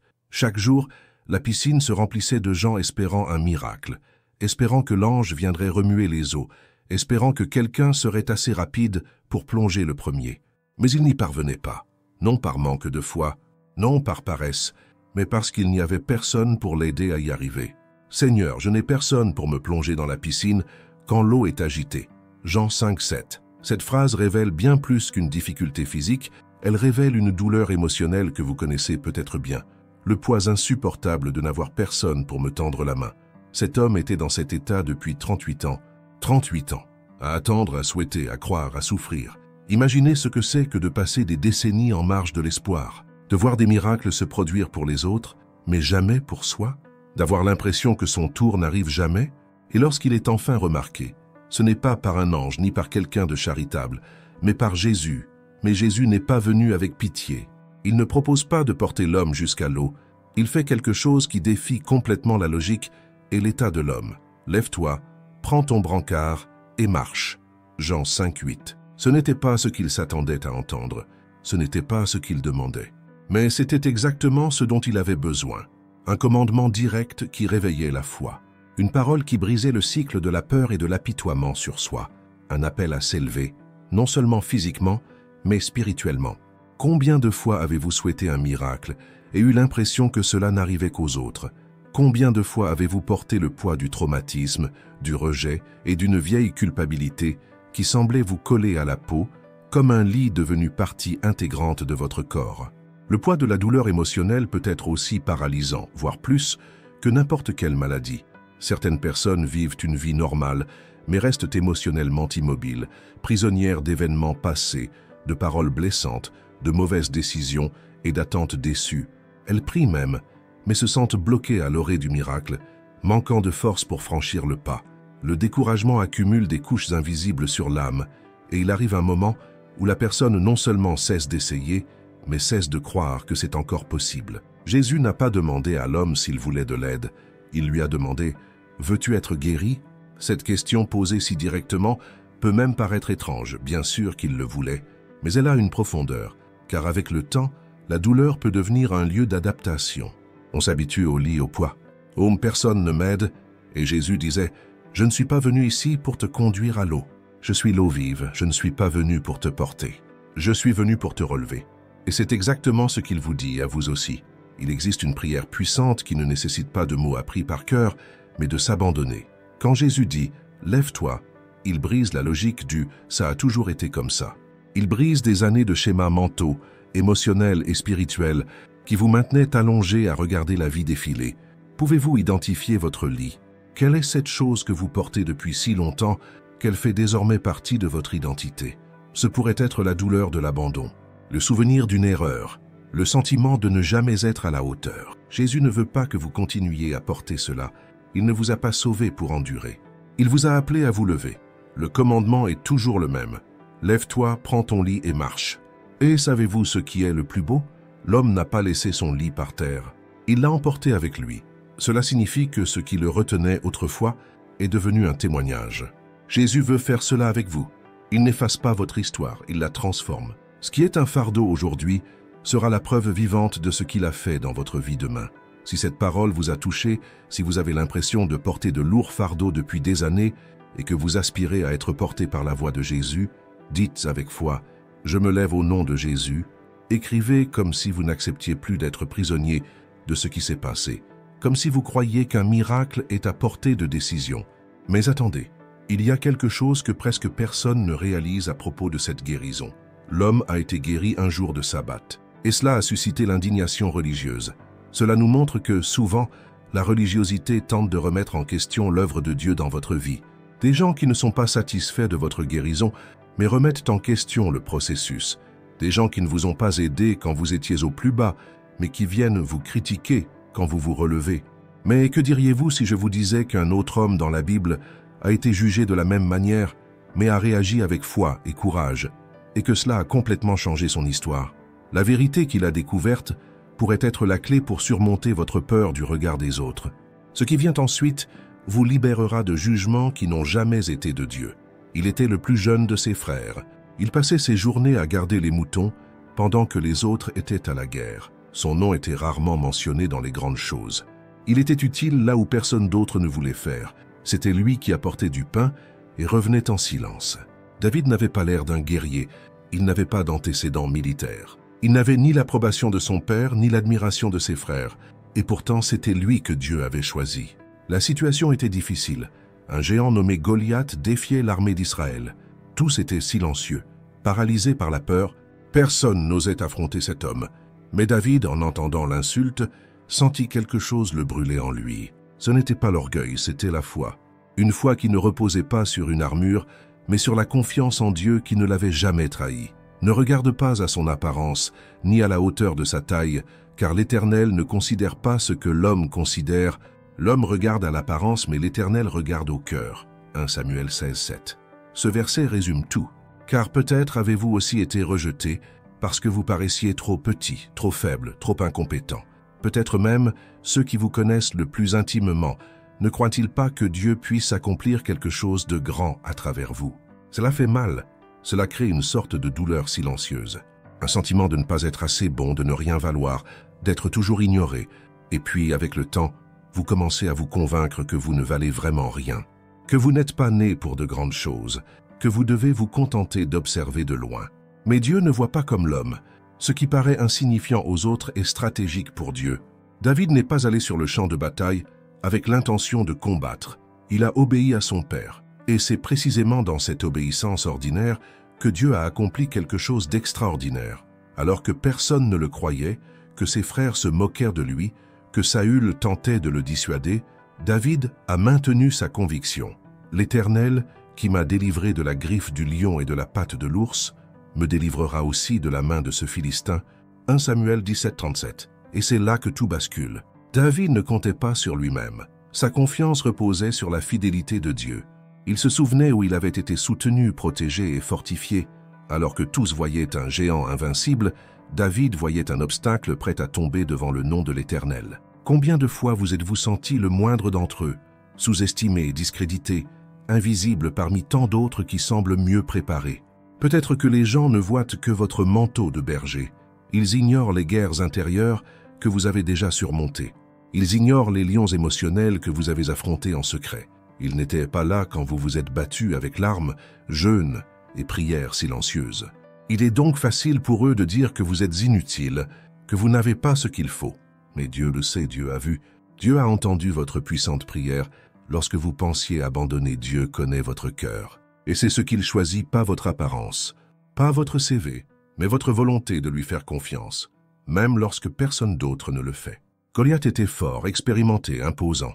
David était petit, discrédité, sans armure, mais il n'a fallu qu'une seule pierre lancée avec foi pour abattre le géant qui paralysait une nation entière. Cela nous enseigne une chose fondamentale. Ce n'est pas la grandeur de votre force, mais la grandeur de votre foi qui détermine l'issue. Et parfois, tout ce dont Dieu a besoin, c'est que vous soyez là, même si vous avez peur, même si tout le monde rit, même si vous êtes le seul à dire « Je crois que Dieu peut ». Car lorsque vous prenez position, les cieux s'ébranlent. Lorsque vous vous levez au nom du Seigneur, les géants tombent. Si vous avez déjà été discrédité, si vous avez l'impression que personne ne voit ce que Dieu a placé en vous, déclarez avec foi dans les commentaires « Dieu me voit quand personne d'autre ne le voit ». Écrivez comme quelqu'un qui reconnaît n'avoir pas besoin de l'approbation humaine pour vivre son dessein divin, comme quelqu'un qui rejette les mensonges, qui prétendent qu'il n'y parviendra jamais. Et si vous pensez que c'est déjà profond, attendez un peu, car le même David qui a vaincu Goliath avec une pierre sera plus tard rejeté par ceux qui l'a béni. Il y a une étape du cheminement spirituel où le discrédit n'est que le début. Un autre personnage biblique a connu l'abandon d'une manière encore plus cruelle, quelqu'un qui a été trahi, vendu et oublié. Mais c'est précisément ce rejet qui l'a conduit au trône. Son histoire révèle comment la douleur qui semble être une fin est en réalité le chemin choisi par Dieu pour vous conduire à votre destinée. Ce qui suit vous montrera que l'humiliation d'aujourd'hui peut être le tremplin de l'exaltation de demain. Le peuple était pris au piège. D'un côté, le désert, de l'autre, la mer. Derrière eux, l'armée de Pharaon approchait furieusement. Et au milieu de tout cela, Moïse, un chef pressé par un peuple désespéré face à une menace qui semblait insurmontable. La peur était palpable. À chaque pas des chevaux, l'espoir s'éloignait un peu plus. C'était comme si la fin était scellée. Et à cet instant, le peuple commença à s'interroger. Est-ce parce qu'il n'y avait pas de tombeau en Égypte que vous nous avez fait mourir dans ce désert? Exode 14:11. Quelle phrase pleine d'angoisse et d'incrédulité. Il n'est pas difficile de comprendre la douleur qui la sous-tend. Après tout, combien de fois vous êtes-vous retrouvé dans une impasse? Combien de fois avez-vous eu l'impression que Dieu vous avait tiré d'un mauvais pas pour vous laisser dans un pire état? Mais c'est précisément dans ce scénario que la foi se révèle, lorsqu'il n'y a plus aucune échappatoire. Moïse se tourne vers le peuple et dit « N'ayez pas peur, restez immobiles et voyez le salut que l'Éternel va vous accorder aujourd'hui. » Exode 14:13. Ce n'est pas une phrase poétique, c'est un cri de confiance face à l'impossible. Un appel à la confiance quand tout en nous nous pousse à fuir, à paniquer, à tout abandonner. Et peut-être êtes-vous précisément à ce stade, coincé entre ce qui est derrière nous et ce que vous ne voyez pas devant vous. Peur d'avancer mais manque de courage pour revenir. La vie chrétienne nous conduit souvent à ce genre de scénario. Dieu nous permet d'atteindre nos limites, non pas pour nous détruire, mais pour nous montrer qu'il est toujours Dieu, même lorsque tout semble perdu. Il existe une sorte de paralysie qui ne se manifeste pas dans le corps, mais dans l'âme. C'est la peur d'avancer, même en sachant que l'ancien chemin ne sert plus à rien. C'est la peur de retrouver confiance après tant de frustration.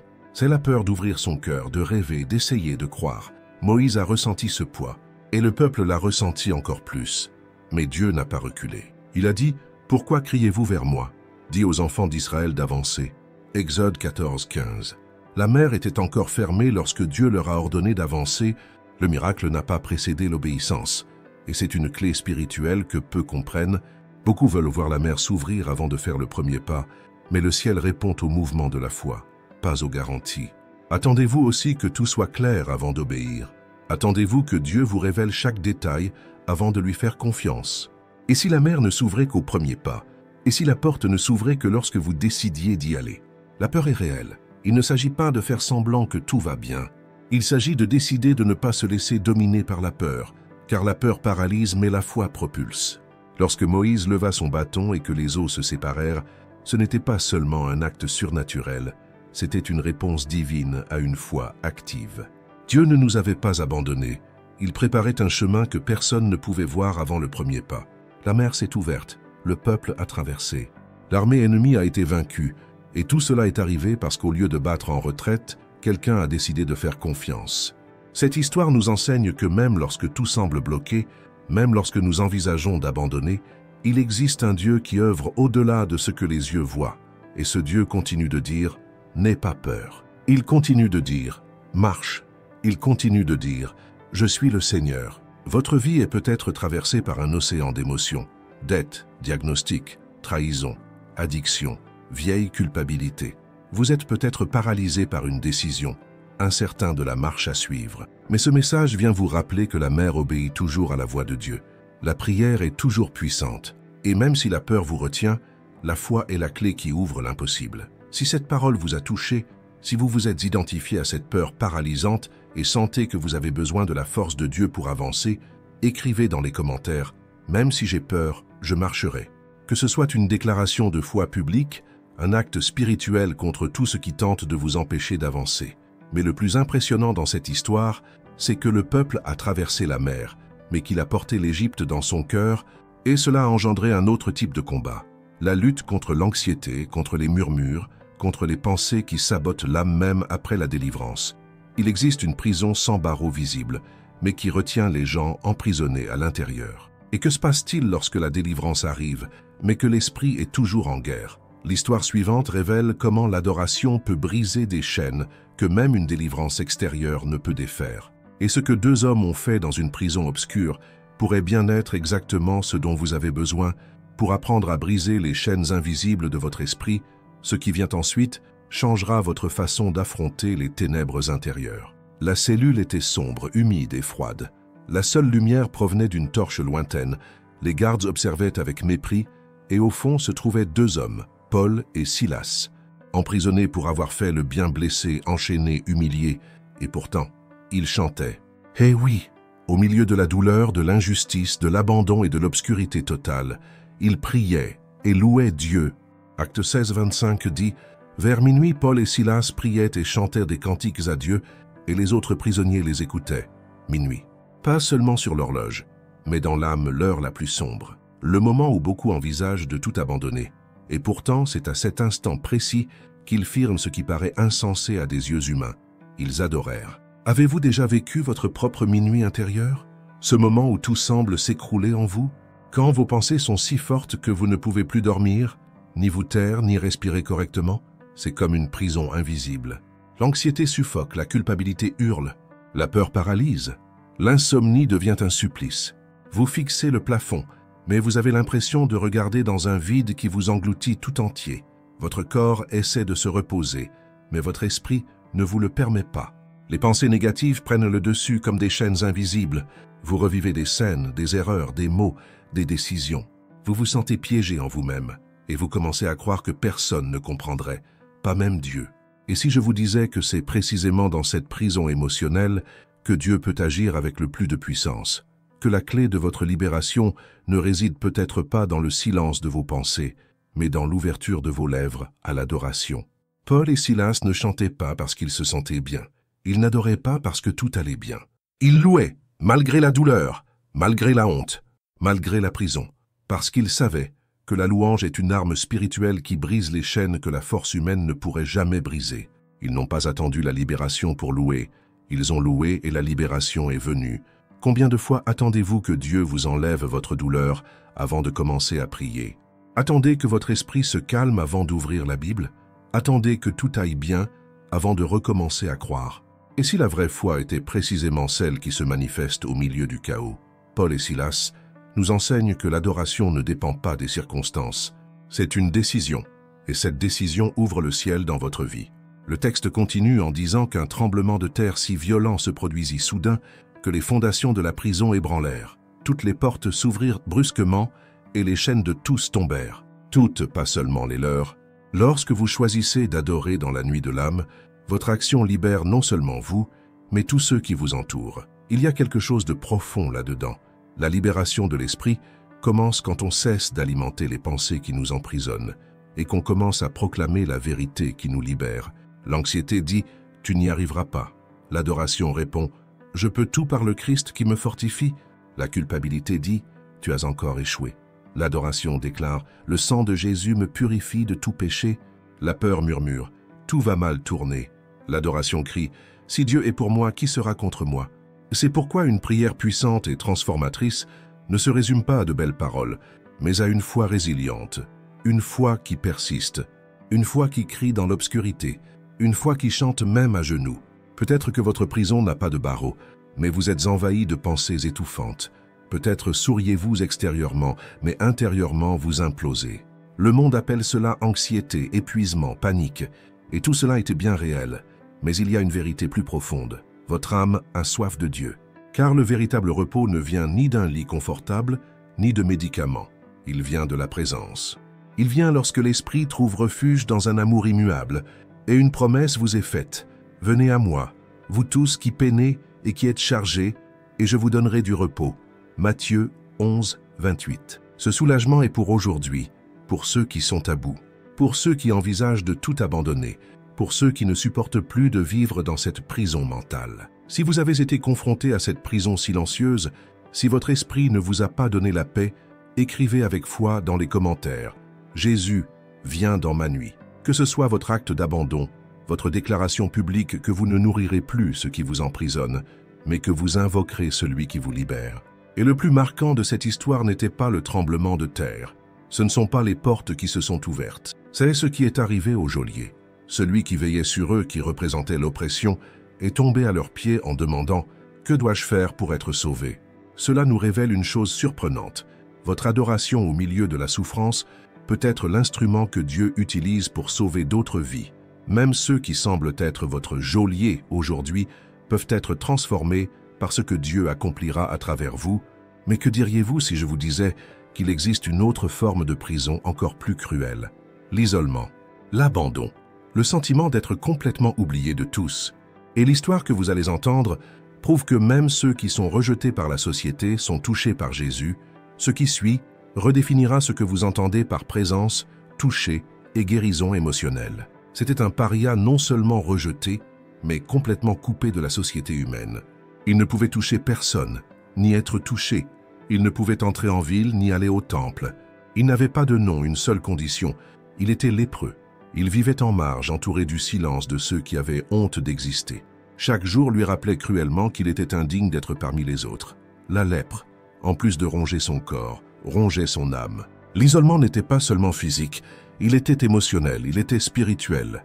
Il voyait les gens passer et détourner leur visage. Il entendait des enfants se faire arracher par leurs parents lorsqu'ils essayèrent de s'approcher. La solitude n'était pas un instant, c'était une condamnation. Et pourtant, cet homme a eu le courage de faire ce que personne n'attendait. Il a traversé la foule, ignoré les lois, affronté le risque et s'est jeté aux pieds de Jésus. « Si tu le veux, tu peux me purifier. » Marc 1,40. Il n'a pas demandé avec arrogance, il n'a pas exigé la guérison. Il a tendu la main avec humilité, avec douleur, avec une foi silencieuse. Et à cet instant, Jésus a fait ce que personne d'autre n'avait fait. Il l'a touché. Le verset suivant dit « Jésus, ému de compassion, étendit la main et le toucha. « Je le veux, sois pur » Marc 1, 41. Ce contact exprimait tout ce qu'il avait besoin d'entendre. « Tu n'es pas oublié? Tu es toujours digne d'amour, je te vois ?» C'est là que l'Évangile révèle sa plus profonde beauté. Jésus ne se contente pas de guérir la chair, il restaure la dignité. Combien de fois vous êtes-vous senti comme cet homme? Oublié, invisible, isolé? Ce n'est peut-être pas dû à la maladie, mais à un abandon émotionnel. Vous êtes peut-être entouré, mais vous vous sentez toujours seul. Personne ne remarque vos larmes. Personne ne comprend le vide. Personne ne voit votre combat intérieur. Vous souriez, répondez aux messages. Allez à vos rendez-vous, mais intérieurement vous implorez d'être remarqué, accueilli, aimé. Et ce cri silencieux vous amène souvent à croire que Dieu vous a oublié aussi. Après tout, si même les autres ne vous remarquent pas, comment Dieu pourrait-il vous voir? Et si je vous disais que Jésus entend même les cris inexprimés, qu'il touche exactement là où le monde vous a dit de vous cacher? Jésus n'a pas peur de votre douleur, ni de votre lèpre émotionnelle. Il ne se détourne pas de ceux qui souffrent en silence. Il ne recule pas devant leurs blessures. Au contraire, il s'approche. Le contact de Jésus n'est pas seulement physique. C'est un contact qui perce l'abandon, qui brise le silence, qui restaure ce que le temps a détruit. Ce que ce lépreux a entendu de Jésus, c'est la même chose qu'il veut vous dire. Je veux. Sois pur, non seulement pur de la douleur, mais aussi des sentiments d'indignité, de culpabilité, de solitude et de honte. Et voici la vérité que peu ont le courage de dire, l'isolement n'est pas toujours causé par les autres. Parfois, c'est nous qui nous cachons. Par peur, par traumatisme, par déception répétée. Vous vous êtes peut-être convaincu que personne ne se souciait de vous, et vous avez donc cessé d'essayer de tendre la main. Mais c'est le plus grand piège de la solitude. Elle nous fait croire que nous sommes un problème, que nous devrions nous taire, disparaître, endurer. Et ce n'est pas vrai, car Jésus n'est pas seulement venu vous pardonner, il est venu vous accueillir, pour vous restaurer, pour vous redonner le courage d'être vu. Si ce mot vous a trouvé dans ce lieu de silence, si la solitude a été votre seule compagne, écrivez avec foi dans les commentaires « Jésus touche là où personne ne voit ». Que ce soit votre prière puissante, la confession de votre désir d'être atteint, restauré, accueilli par celui qui ne recule devant aucune souffrance. Si ce message vous a touché, cliquez sur « J'aime » en signe de foi. Il ne s'agit pas de chiffres, mais de dire au monde qu'il y a encore de l'espoir. Et partagez-le avec une personne de votre entourage qui lutte seule. Votre geste pourrait être une lumière dans les ténèbres de quelqu'un. Le plus impressionnant est ce qui se passe ensuite. Jésus demande au lépreux guéri de ne rien dire à personne, mais il ne peut se taire. Quand la solitude est brisée par l'amour véritable, il est impossible de se taire. Il répand la nouvelle. La foule grandit. Et, ironiquement, ceux qui vivaient autrefois isolés sont désormais le pont qui permet à d'autres de vivre le contact qui transforme. Mais il reste une blessure plus profonde que beaucoup portent en eux. Une foi brisée. Non pas par la souffrance, mais par le doute. Que faire quand on ne peut plus croire? Quand le cœur veut faire confiance, mais que l'esprit ne le peut pas. L'histoire qui suit révèle une rencontre entre le doute et l'amour, et ce que Jésus fait dans cette scène pourrait redéfinir tout ce que vous pensiez de la foi fragile. Préparez-vous. L'instant suivant s'adressera directement à ceux qui sont sur le point d'abandonner la foi. Il était au milieu du groupe, mais il ne pouvait plus croire comme les autres. Thomas avait vu les miracles, marché avec Jésus, entendu chaque parole, vu l'impossible se produire sous ses yeux. Pourtant, au moment le plus décisif de sa foi, quelque chose en lui se brisa. Jésus était mort, le maître qu'il croyait être le Messie était désormais enseveli. La douleur était réelle, le traumatisme aussi. Lorsque les autres disciples annoncèrent qu'ils avaient vu le Seigneur ressuscité, Thomas ne put se réjouir. Son cœur était trop épuisé pour croire à nouveau. Il ne voulait pas être trompé. Sa réponse fut directe, presque froide. « Si je ne vois pas dans ses mains la marque des clous, si je ne mets mon doigt là où étaient les clous, et si je ne mets ma main dans son côté, je ne croirai pas. » Jean 20, 25. Pour beaucoup, c'était de l'incrédulité. Mais pour ceux qui ressentent la douleur de la déception, c'était une forme d'autoprotection. Thomas n'a pas douté par rébellion, mais parce qu'il avait trop cru auparavant et qu'il était frustré. Un cœur blessé a tendance à se défendre. Peut-être êtes-vous comme ça aussi. Vous avez cru fort, prié avec foi, tout donné. Mais il semble que rien ne se soit passé. La vie vous a frappé si fort que croire maintenant vous fait mal. Vous en avez assez de dire « tout ira bien » et de voir tout aller mal. Et sans vous en rendre compte, vous commencez à vivre dans un état constant de méfiance, envers les gens, envers les promesses, envers vous-même et même envers Dieu. Quand la foi faiblit, Ce n'est pas par faiblesse spirituelle, c'est parce que votre âme est épuisée par tant d'attentes frustrées. Mais le plus beau dans cette histoire n'est pas le doute de Thomas, c'est la façon dont Jésus y répond. Le texte dit que 8 jours plus tard, Jésus revient et apparaît parmi eux. Et même connaissant l'incrédulité de Thomas, il ne le réprimande pas. Il ne lui fait pas honte, il ne le compare pas aux autres. Il s'approche simplement et dit « Avance ton doigt et vois mes mains, avance ta main et mets-la dans mon côté, et ne sois pas incrédule, mais crois. » Jean 20, 27. Jésus a offert exactement ce dont Thomas avait dit avoir besoin. Il ne l'a pas exclu à cause de son doute, il l'a inclus avec amour. Cette attitude de Jésus change tout. Car peut-être êtes-vous aussi en crise, sans la force de faire confiance comme avant, et l'ennemi profite de ce moment pour vous accuser, disant que vous êtes froid, que vous vous êtes éloigné, que votre foi est morte. Mais Jésus n'agit pas ainsi. Il ne vous abandonne pas parce que vous êtes faible. Il se présente à nouveau exactement comme vous en avez besoin, avec des signes visibles pour vous le montrer. Je sais ce qu'est la douleur, je l'ai traversée, et je suis toujours là. Il n'exige pas une foi parfaite, il accueille les cœurs brisés. Votre doute pourrait-il être dû à un manque de foi, ou à une lassitude accumulée à cause de prières restées sans réponse, de promesses qui semblent lointaines et d'une attente qui dure depuis des années? Ce que vous appelez incrédulité pourrait-il être en réalité un appel à l'aide déguisé? Et si Jésus était plus proche que vous ne le pensez, prêt à vous montrer que vous êtes encore digne de confiance? La foi n'est pas l'absence de questions, c'est la décision de persévérer malgré elle. En touchant les plaies du Christ, Thomas n'a pas seulement cru à nouveau, il est allé plus loin. Il a prononcé l'une des plus grandes déclarations de foi de toute la Bible. « Mon Seigneur et mon Dieu » Jean 20, 28. Ceux qui disaient autrefois « je ne croirai qu'en le touchant » s'abandonnent désormais profondément. Cela montre que les plaies de Jésus ne repoussent pas les sceptiques, elles les attirent, car elles révèlent que notre Dieu n'est pas indifférent à la douleur, mais qu'il y participe. Peut-être en êtes-vous précisément là. Vous cherchez la foi au milieu des décombres de vos déceptions. Vous cherchez une prière puissante, non pas parce que c'est gentil de le dire, mais parce que vous implorez intérieurement quelque chose pour vous faire croire à nouveau. Jésus vous écoute. Il connaît votre faiblesse et pourtant il se montre présent.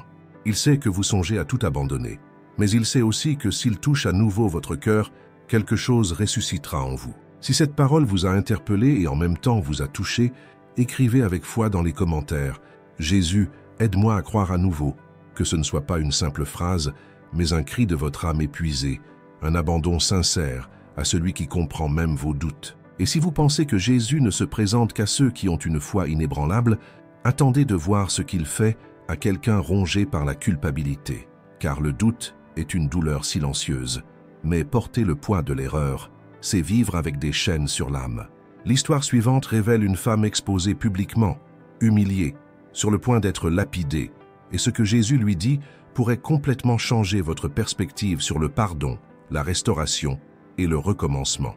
Ce qui vient ensuite va anéantir les vérités spirituelles que la peur tente de cacher. Vous n'êtes pas prêt pour ce qui arrive, mais votre cœur a besoin de l'entendre. Elle fut traînée, humiliée, jetée devant une foule qui ne voulait pas de justice, mais du sang. Son regard rempli de terreur et de culpabilité ne trouvait de paix sur aucun visage autour d'elle. C'était comme si chaque pierre qu'il tenait n'était pas seulement physique, mais représentait chaque accusation, chaque étiquette, chaque condamnation. Elle avait commis une erreur, elle était coupable. Mais ce qui était en jeu ici n'était pas seulement sa vie, c'était l'image d'un Dieu que beaucoup ignoraient encore, un Dieu qui n'annule pas le péché, mais choisit la miséricorde comme réponse. Et c'est là, au cœur de la honte, que Jésus s'inclina. Il ne cria pas, n'accusa pas, ne montra personne du doigt, il écrivit simplement sur le sol. Son silence fut plus douloureux que n'importe quelle parole. Puis avec fermeté et compassion, il dit « Que celui d'entre vous qui est sans péché lui jette le premier la pierre. » Jean 8, 7. Un par un, ils partirent tous. Seuls elle et le maître restèrent. La honte la brûlait encore. La culpabilité pesait encore lourdement. Mais la voix qu'elle entendit ensuite ne vint pas détruire, mais reconstruire. « Femme, où sont tes accusateurs? Personne ne t'a condamné. » Elle répondit « Personne, Seigneur. » Et il dit « Moi non plus, je ne te condamne pas. Va et ne pêche plus. » Jean 8, 11. Cette histoire est plus qu'un épisode biblique. C'est un portrait saisissant de ce que beaucoup vivent en silence. Il y a des gens qui portent en eux une culpabilité invisible. Ils se punissent chaque jour pour des erreurs 1000 fois avouées. mais qui leur font encore mal comme si c'était hier. Ce sont ceux qui croient au pardon de Dieu, mais qui ne peuvent se pardonner. Ceux qui pleurent pendant de puissantes prières, mais quittent la pièce avec le sentiment d'être indignes. Ceux qui s'approchent de Dieu avec crainte, comme s'ils marchaient sur du verre brisé. M'acceptera-t-il? Cette douleur disparaîtra-t-elle un jour? Pourrais-je encore être appelé son fils après tout ce que j'ai fait? La culpabilité est une sorte de prison qui n'a pas besoin de barreaux. Elle isole, paralyse et déforme l'identité. Elle vous fait vous voir comme quelqu'un de trop brisé pour être aimé.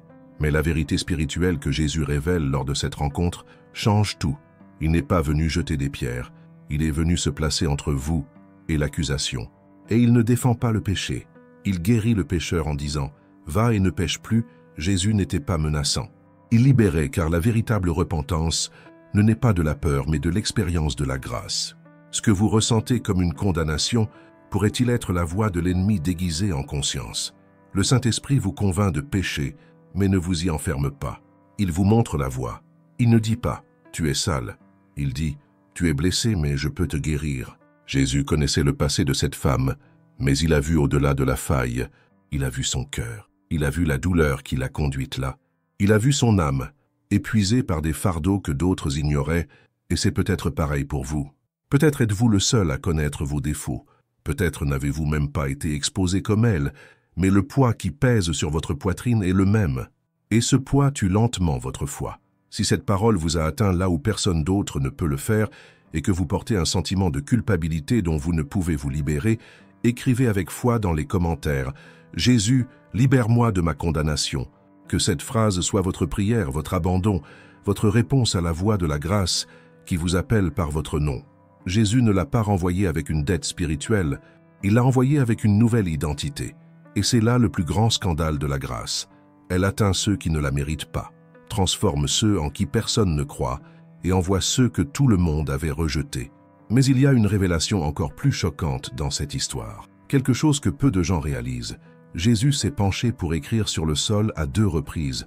La première fois, alors que tout le monde était prêt à la lapider. La deuxième fois, après leur départ. Savez-vous ce que cela nous montre? Que Jésus non seulement vous défend face à vos accusateurs, mais qu'il reste présent lorsque le silence s'installe.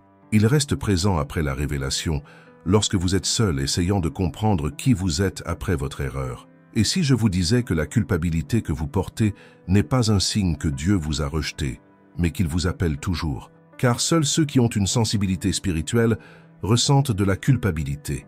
Mais vous devez laisser la grâce purifier ce que la culpabilité persiste à souiller. Dieu ne veut pas que vous viviez sous un fardeau, mais sous une promesse. Et s'il a déjà pardonné, pourquoi persister à payer? Se pardonner à soi-même est aussi un acte de foi. Cela ne signifie pas que l'erreur n'était pas grave, mais que le sang de Jésus est plus grand que l'erreur. Mais ce n'est pas tout. Il y a une situation encore plus profonde, quand tout semble déjà terminé, scellé, perdu, quand ce n'est plus de la culpabilité, c'est du deuil. Et ce que Jésus fait lorsqu'il arrive face à une réalité qui sent déjà la mort, change complètement notre façon de concevoir les nouveaux commencements. Ce que vous allez entendre ensuite parle de tombes ouvertes et de promesses de résurrection. Préparez votre cœur car cette révélation est porteuse de miracles. 4 jours, c'est le temps que le corps de Lazare avait passé dans le tombeau.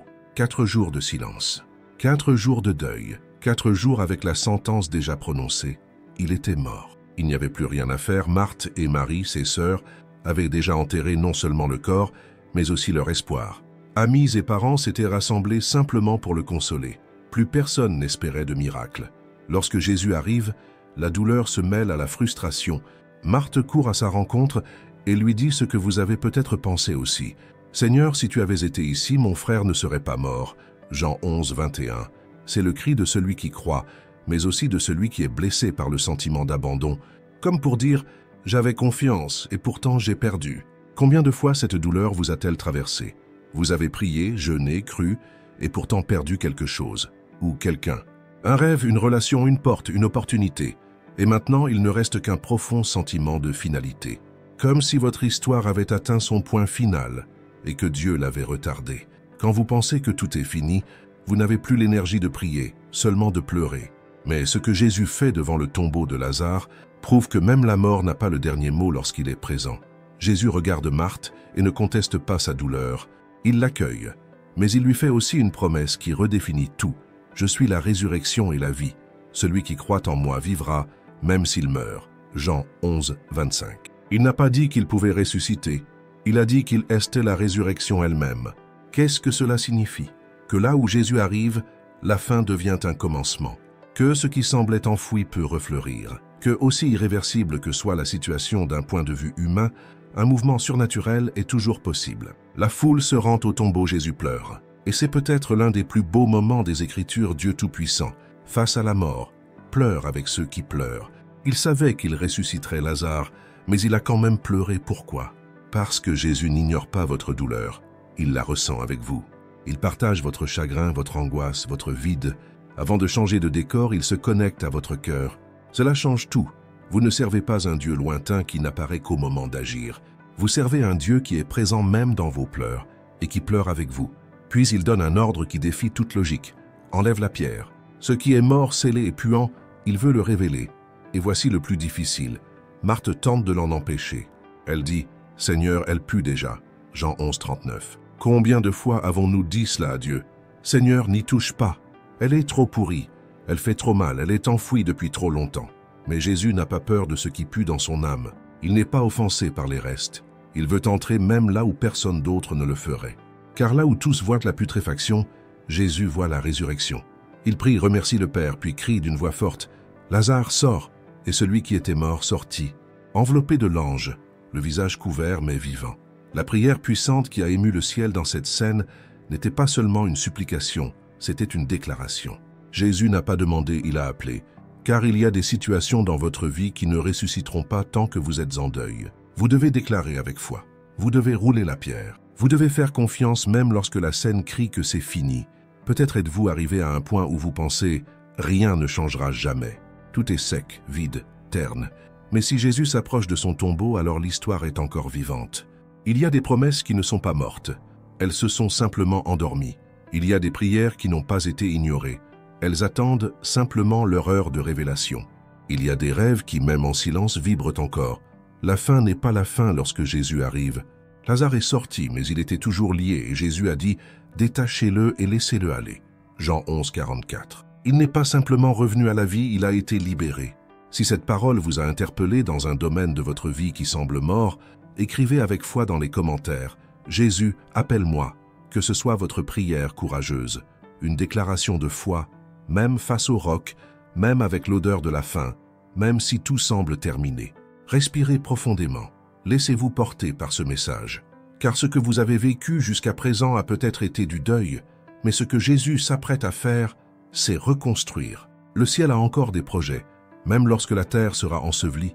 Et si je vous disais que le plus grand obstacle à ce nouveau départ n'est ni le passé, ni l'ennemi, mais l'anxiété qui vous empêche d'avoir confiance? L'histoire suivante révèle comment un contrôle excessif et une agitation excessive peuvent étouffer la voix de Dieu. Et ce que Jésus dit à une femme en détresse est peut-être exactement ce que vous avez besoin d'entendre en ce moment. Elle allait et venait précipitamment. La table n'était pas encore prête. Le repas était sur le feu. L'eau était dans la cruche. Les ustensiles manquaient. Les pas précipités de Marthe dans la maison résonnaient comme un reflet clair de l'âme de nombreuses personnes qui vivent dans une anxiété constante. Et le plus troublant, Jésus était là, à l'intérieur. Celui pour lequel elle avait été si préparée était déjà arrivé. Mais son anxiété l'empêchait de profiter de sa présence. Pendant ce temps, Marie, sa sœur, était assise aux pieds du Maître, écoutant chaque parole, absorbant chaque geste. Marthe le regarda et s'irrita. Elle ne comprenait pas comment on pouvait se reposer quand il y avait tant à faire. Alors elle s'approcha de Jésus, s'attendant peut-être à une correction pour Marie. Mais elle entendit quelque chose d'inattendu. « Marthe, Marthe, tu t'inquiètes et tu t'agites pour beaucoup de choses. Mais une seule chose est nécessaire. » Luc 10, 41, 42. Combien de fois cette scène se répète-t-elle de nos jours? L'anxiété domine parce que nous cherchons à tout contrôler. Vous vivez peut-être le chaos intérieur. Travail, factures, enfants, relations, maladies, décisions. Tout exige votre attention, tout semble urgent. Mais Jésus, avec un regard tendre, répète ce qu'il a dit à cette femme. Une seule chose est nécessaire. Le problème, c'est que l'anxiété ne naît pas seulement du manque de temps, mais d'un excès de contrôle. C'est la peur de l'avenir, du rejet, de l'échec. C'est la panique que quelque chose vous échappe. L'anxiété, c'est le poids de vouloir être Dieu dans un monde où l'on ne devrait être qu'un enfant. Et le plus cruel dans cette inquiétude, c'est qu'elle nous éloigne de la présence de Jésus, même lorsqu'il est déjà proche. Marthe voulait servir, plaire, tout faire correctement, mais elle se perdait dans les détails. C'est comme quelqu'un qui prie sans entendre la réponse, comme quelqu'un qui lit la Bible sans se sentir vivant, comme quelqu'un qui va à l'église et en repart plus fatigué qu'à son arrivée. Parce qu'il vit pour Jésus, mais sans lui l'anxiété n'est pas un manque d'effort. C'est une inquiétude excessive là où il devrait y avoir confiance. Marie, au contraire, a fait quelque chose de simple et de profond. Elle s'est arrêtée, elle s'est assise, elle est restée silencieuse. Elle a choisi la seule chose nécessaire. Et Jésus a dit qu'elle avait choisi la meilleure part et qu'elle ne lui serait pas enlevée. Luc 10, 42. Que choisissez-vous chaque jour? Qu'est-ce qui vous prive du lieu de culte? De l'écoute? De la présence? Car si vous y réfléchissez, la peur de perdre le contrôle vous fait perdre quelque chose de bien plus précieux. La paix. L'anxiété vous trompe, vous pousse, vous entrave. Mais le Saint-Esprit vous invite à vous arrêter. Ce que vous appelez responsabilité pourrait-il devenir un déguisement pour un cœur qui n'a plus confiance? Votre productivité pourrait-elle cacher une âme en déroute? Marthe faisait tout ce qui semblait juste, mais elle échouait dans l'essentiel. Il ne s'agit pas d'abandonner des tâches. Il s'agit de ne pas laisser les tâches vous éloigner de Jésus. Il est possible de servir et d'écouter, d'agir et de faire confiance, de marcher et de se reposer, mais seulement lorsque votre foi dépasse votre hâte. Ce que Jésus a offert à Marthe n'était pas une réprimande, c'était une invitation, un doux appel au repos, à la confiance, à se concentrer sur la seule chose qui compte quand tout s'écroule, sa présence. C'est la prière puissante qu'il vous faut dire quand vous avez envie d'abandonner. Non pas une prière pleine de supplications désespérées, mais un abandon total. Jésus, apprends-moi à me reposer en toi. Votre inquiétude ne sera pas vaincue par l'effort, elle sera vaincue par l'abandon. Car ceux qui s'abandonnent se reposent. Ceux qui font confiance respirent. Ceux qui écoutent Jésus font taire les voix de l'anxiété. Et quand vous vous arrêtez enfin, vous réalisez qu'il était déjà là, il vous attendait. Jésus ne veut pas seulement entrer chez vous, il veut entrer dans votre cœur. Il ne veut pas que vous le serviez à la hâte, mais que vous l'aimiez en paix. Si ce mot vous a interpellé, vous a exposé et en même temps vous a rappelé à vous-même, écrivez avec foi dans les commentaires « Jésus prend le contrôle ». Que ce commentaire ne soit pas une simple phrase, mais un appel à la liberté, un acte de courage spirituel qui dit « Je ne veux plus vivre en otage de l'anxiété. Je choisis de faire confiance. Je choisis de m'arrêter. Je choisis de m'asseoir à tes pieds. Respirez profondément. Laissez-vous imprégner de ce message. C'est peut-être la première fois depuis longtemps que vous vous arrêtez suffisamment longtemps pour écouter. Et alors, quelque chose change. Car l'anxiété ne supporte pas la présence de Jésus. Et c'est alors que tout commence à se réorganiser en vous. Mais que se passe-t-il lorsque, même après avoir essayé de se reposer, de prier et de faire confiance, il ne reste que les pleurs? Et si même le silence ne résout pas le problème, et que tout ce que vous pouvez faire, c'est pleurer en silence, comme si vous étiez seul au monde? Une histoire révèle ce que Jésus fait lorsque nos larmes deviennent notre seule prière. Et ce qu'il demande à cette femme au pied d'un tombeau vide est peut-être exactement ce qu'il vous demande aujourd'hui. Elle s'approcha du tombeau sans comprendre ce qui s'était passé. Il était tôt, il faisait encore nuit, mais Marie-Madeleine avait besoin d'y aller. Non par espoir de résurrection, mais par douleur, par besoin d'être proche, même si c'était par absence. Quand il ne reste plus qu'à pleurer, le tombeau devient le dernier lieu de réconfort. Mais ce qu'elle trouva dans ce jardin était plus qu'une pierre roulée. C'était un vide qui criait. Le corps de Jésus n'était plus là. Et puis, ce qui était déjà le deuil se transforma en désespoir.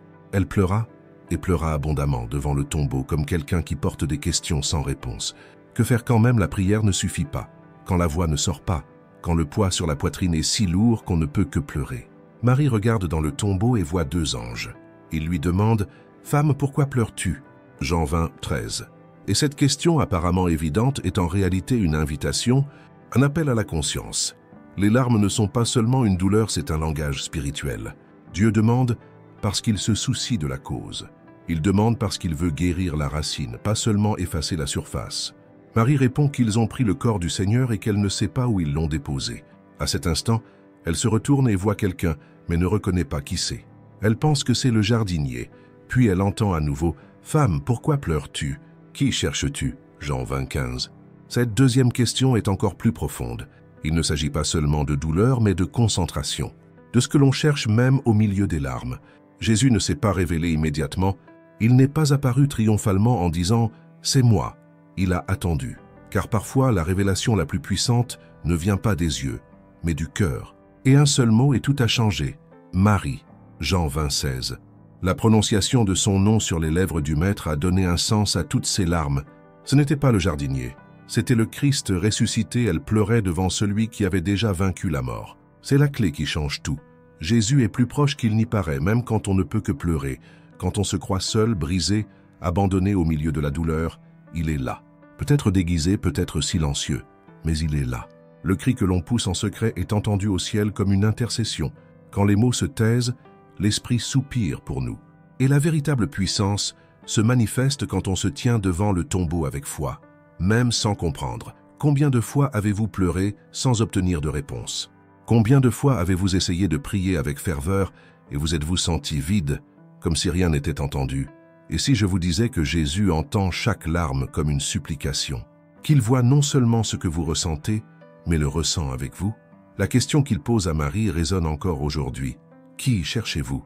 Car bien souvent, nous ne cherchons que le soulagement, oubliant de rechercher la présence. Nous cherchons la solution, pas le sauveur. Mais Jésus ne veut pas seulement résoudre ce qui vous fait souffrir. Il veut vous appeler par votre nom. Il veut restaurer votre identité, même au cœur du deuil.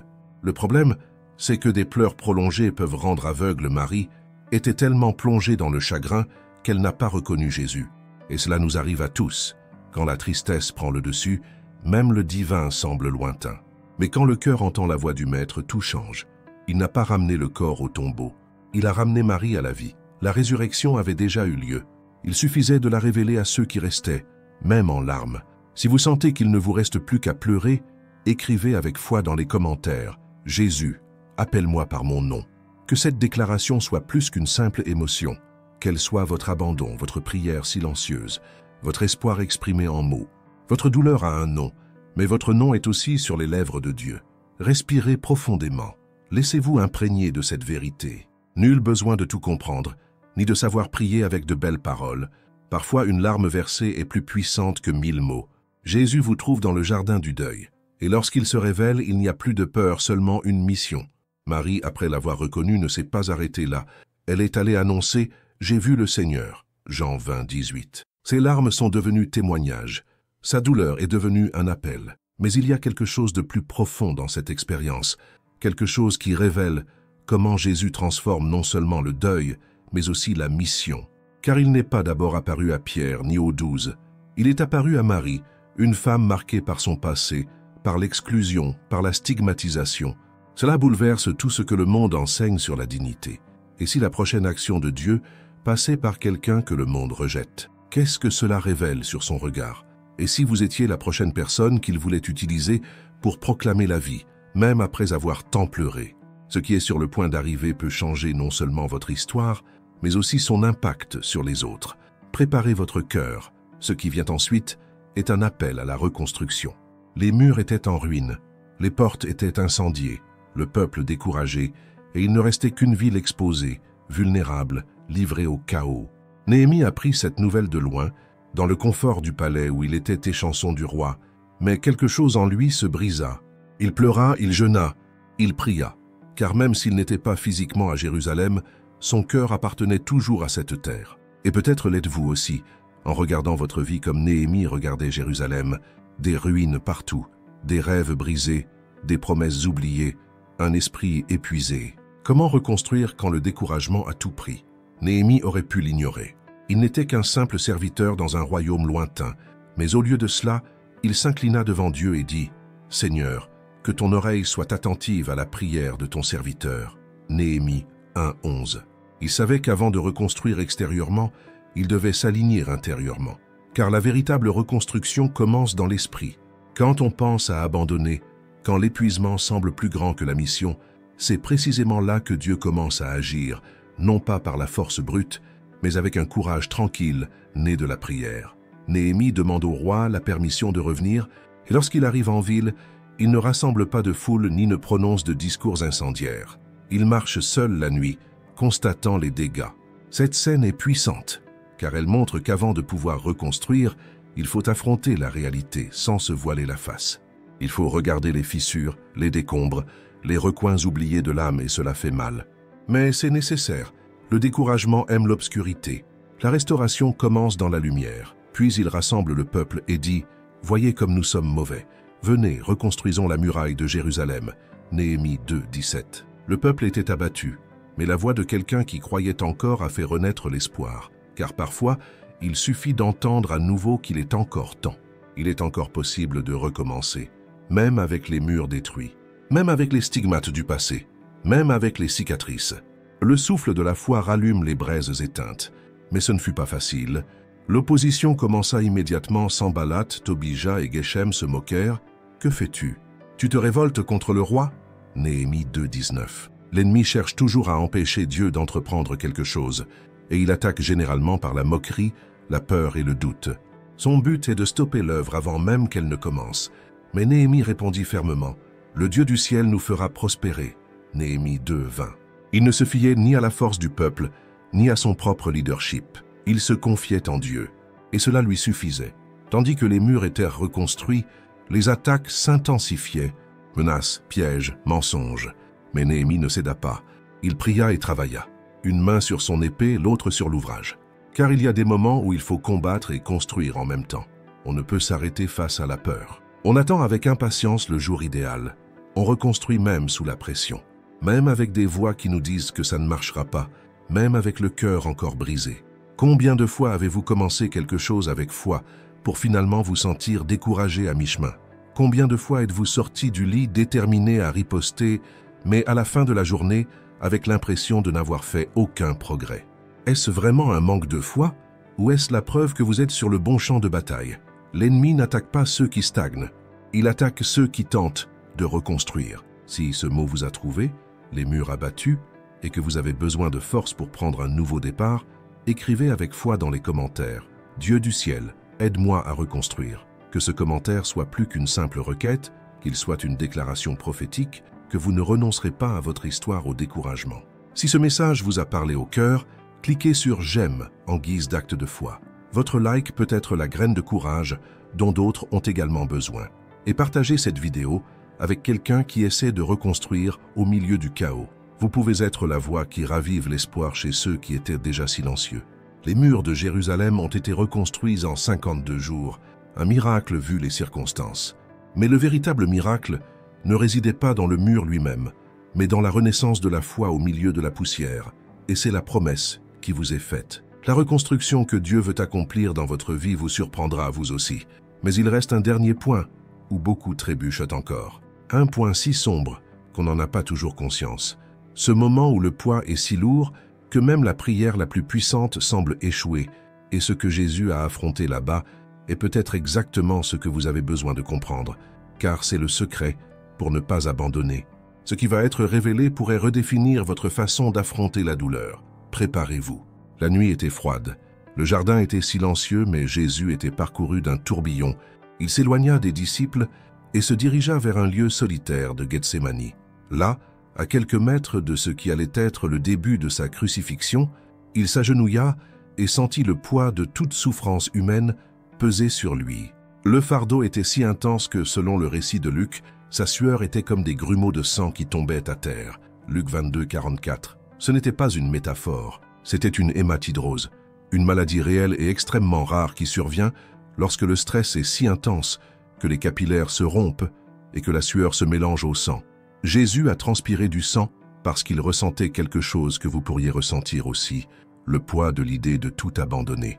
Là, au plus profond de son angoisse, Jésus prononce une prière qui résonne comme un cri de l'âme. « Père, si tu veux, éloigne de moi cette coupe. » Luc 22, 42. C'est la supplication de celui qui sait ce qu'il attend, mais qui reconnaît aussi la douleur d'avancer. C'est la prière la plus humaine jamais prononcée par le Fils de Dieu.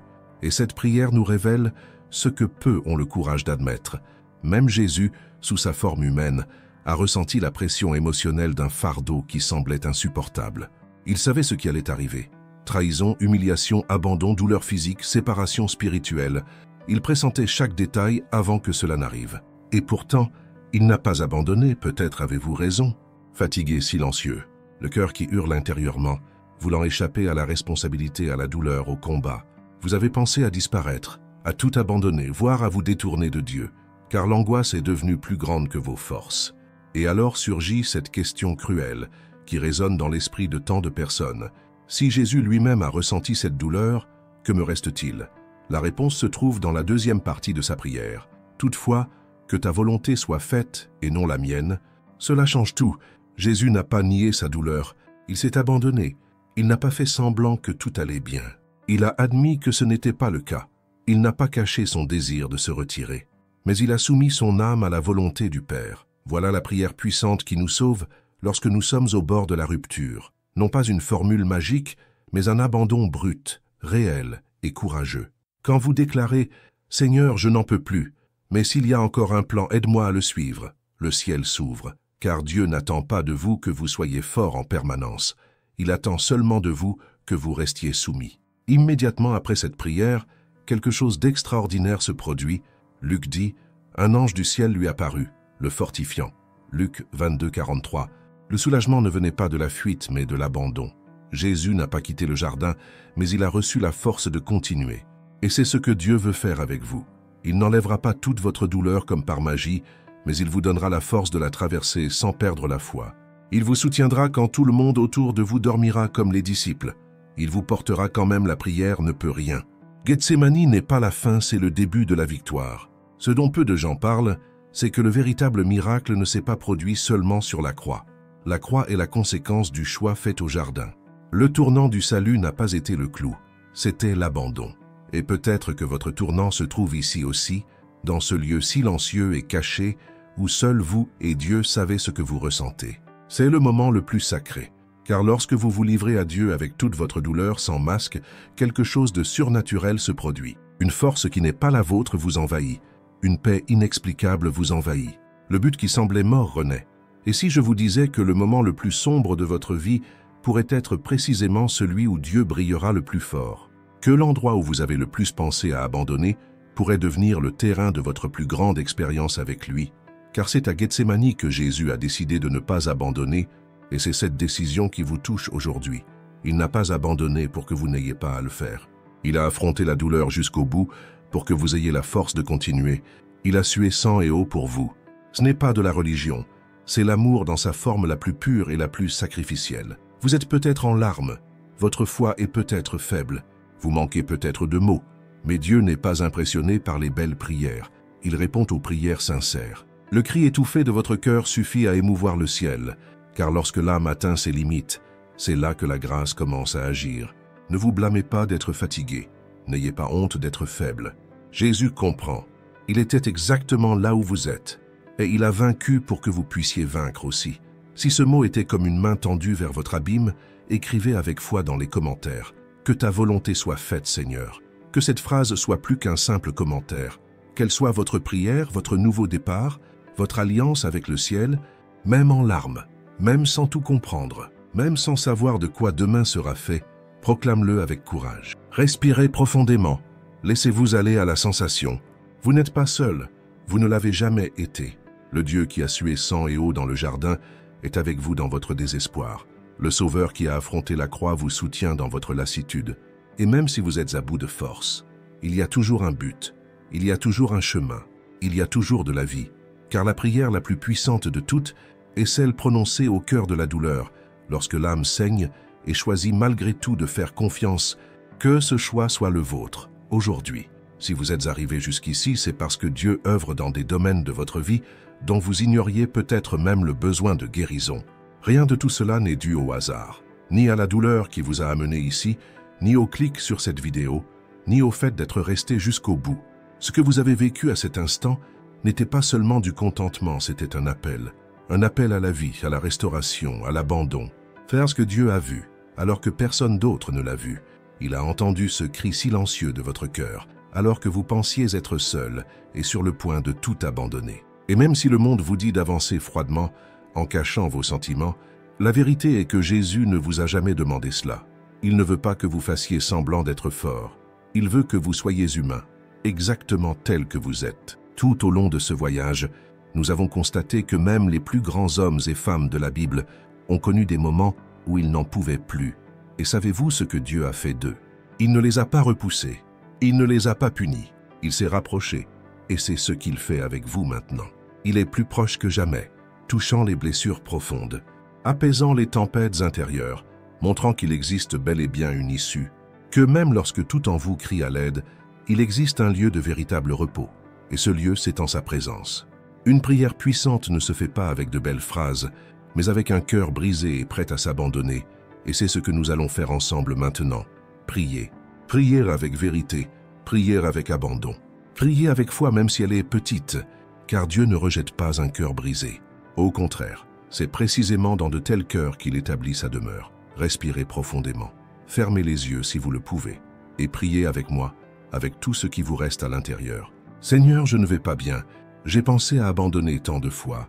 J'ai cru qu'il n'y avait aucune issue, que personne ne s'en souciait, que prier était inutile. Mais aujourd'hui, j'ai compris que tu étais avec moi depuis le début, même dans mon silence, même dans mes erreurs, même dans mes fuites.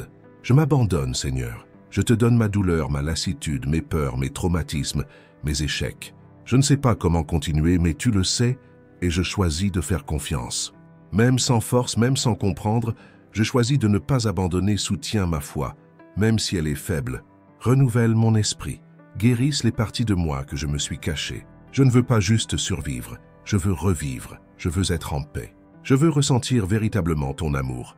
Alors, Saint-Esprit, visite-moi maintenant. Touche-moi, rends nouveau ce qui a vieilli par la douleur. Aide-moi à recommencer au nom de Jésus, Amen. Si cette prière a touché votre âme d'une manière inexplicable, la vidéo qui apparaît sur votre écran est la continuation directe de ce que Dieu a commencé ici. Ne l'ignorez pas. Ne pensez pas que ce soit suffisant. Ce qu'il veut accomplir en vous peut arriver dans la minute qui suit. Regardez jusqu'à la fin, car ce que vous entendez pourrait être exactement ce dont vous avez besoin pour votre libération. C'est peut-être là qu'il dira ce que vous implorez en silence depuis si longtemps. Commentez avec foi. J'ai réussi jusqu'au bout, car ce n'est pas seulement une phrase, c'est une déclaration publique que vous n'avez pas abandonnée. Que votre commentaire soit comme un drapeau hissé au milieu de la guerre, disant « Je suis toujours là ». Et si vous connaissez quelqu'un au bord du gouffre, partagez cette vidéo avec lui. Vous pourriez être l'instrument que Dieu utilisera pour l'empêcher de tomber. Et si cette chaîne vous est parvenue aujourd'hui, donnez-lui quelque chose de simple mais puissant en retour. Abonnez-vous. Il ne s'agit pas seulement de cliquer sur un bouton, mais de dire « Je veux continuer sur cette voie ». Ici, chaque vidéo est une aide précieuse, et vous n'aurez plus jamais à lutter seul. Invoque-moi et je te répondrai. Je t'annoncerai de grandes choses, des choses cachées que tu ne connais pas. Jérémie 33, 3. Vous n'êtes pas seul, vous n'êtes pas perdu, et vous n'êtes certainement pas oublié. Le ciel vous a entendu. La réponse a commencé et elle continue dans la prochaine vidéo.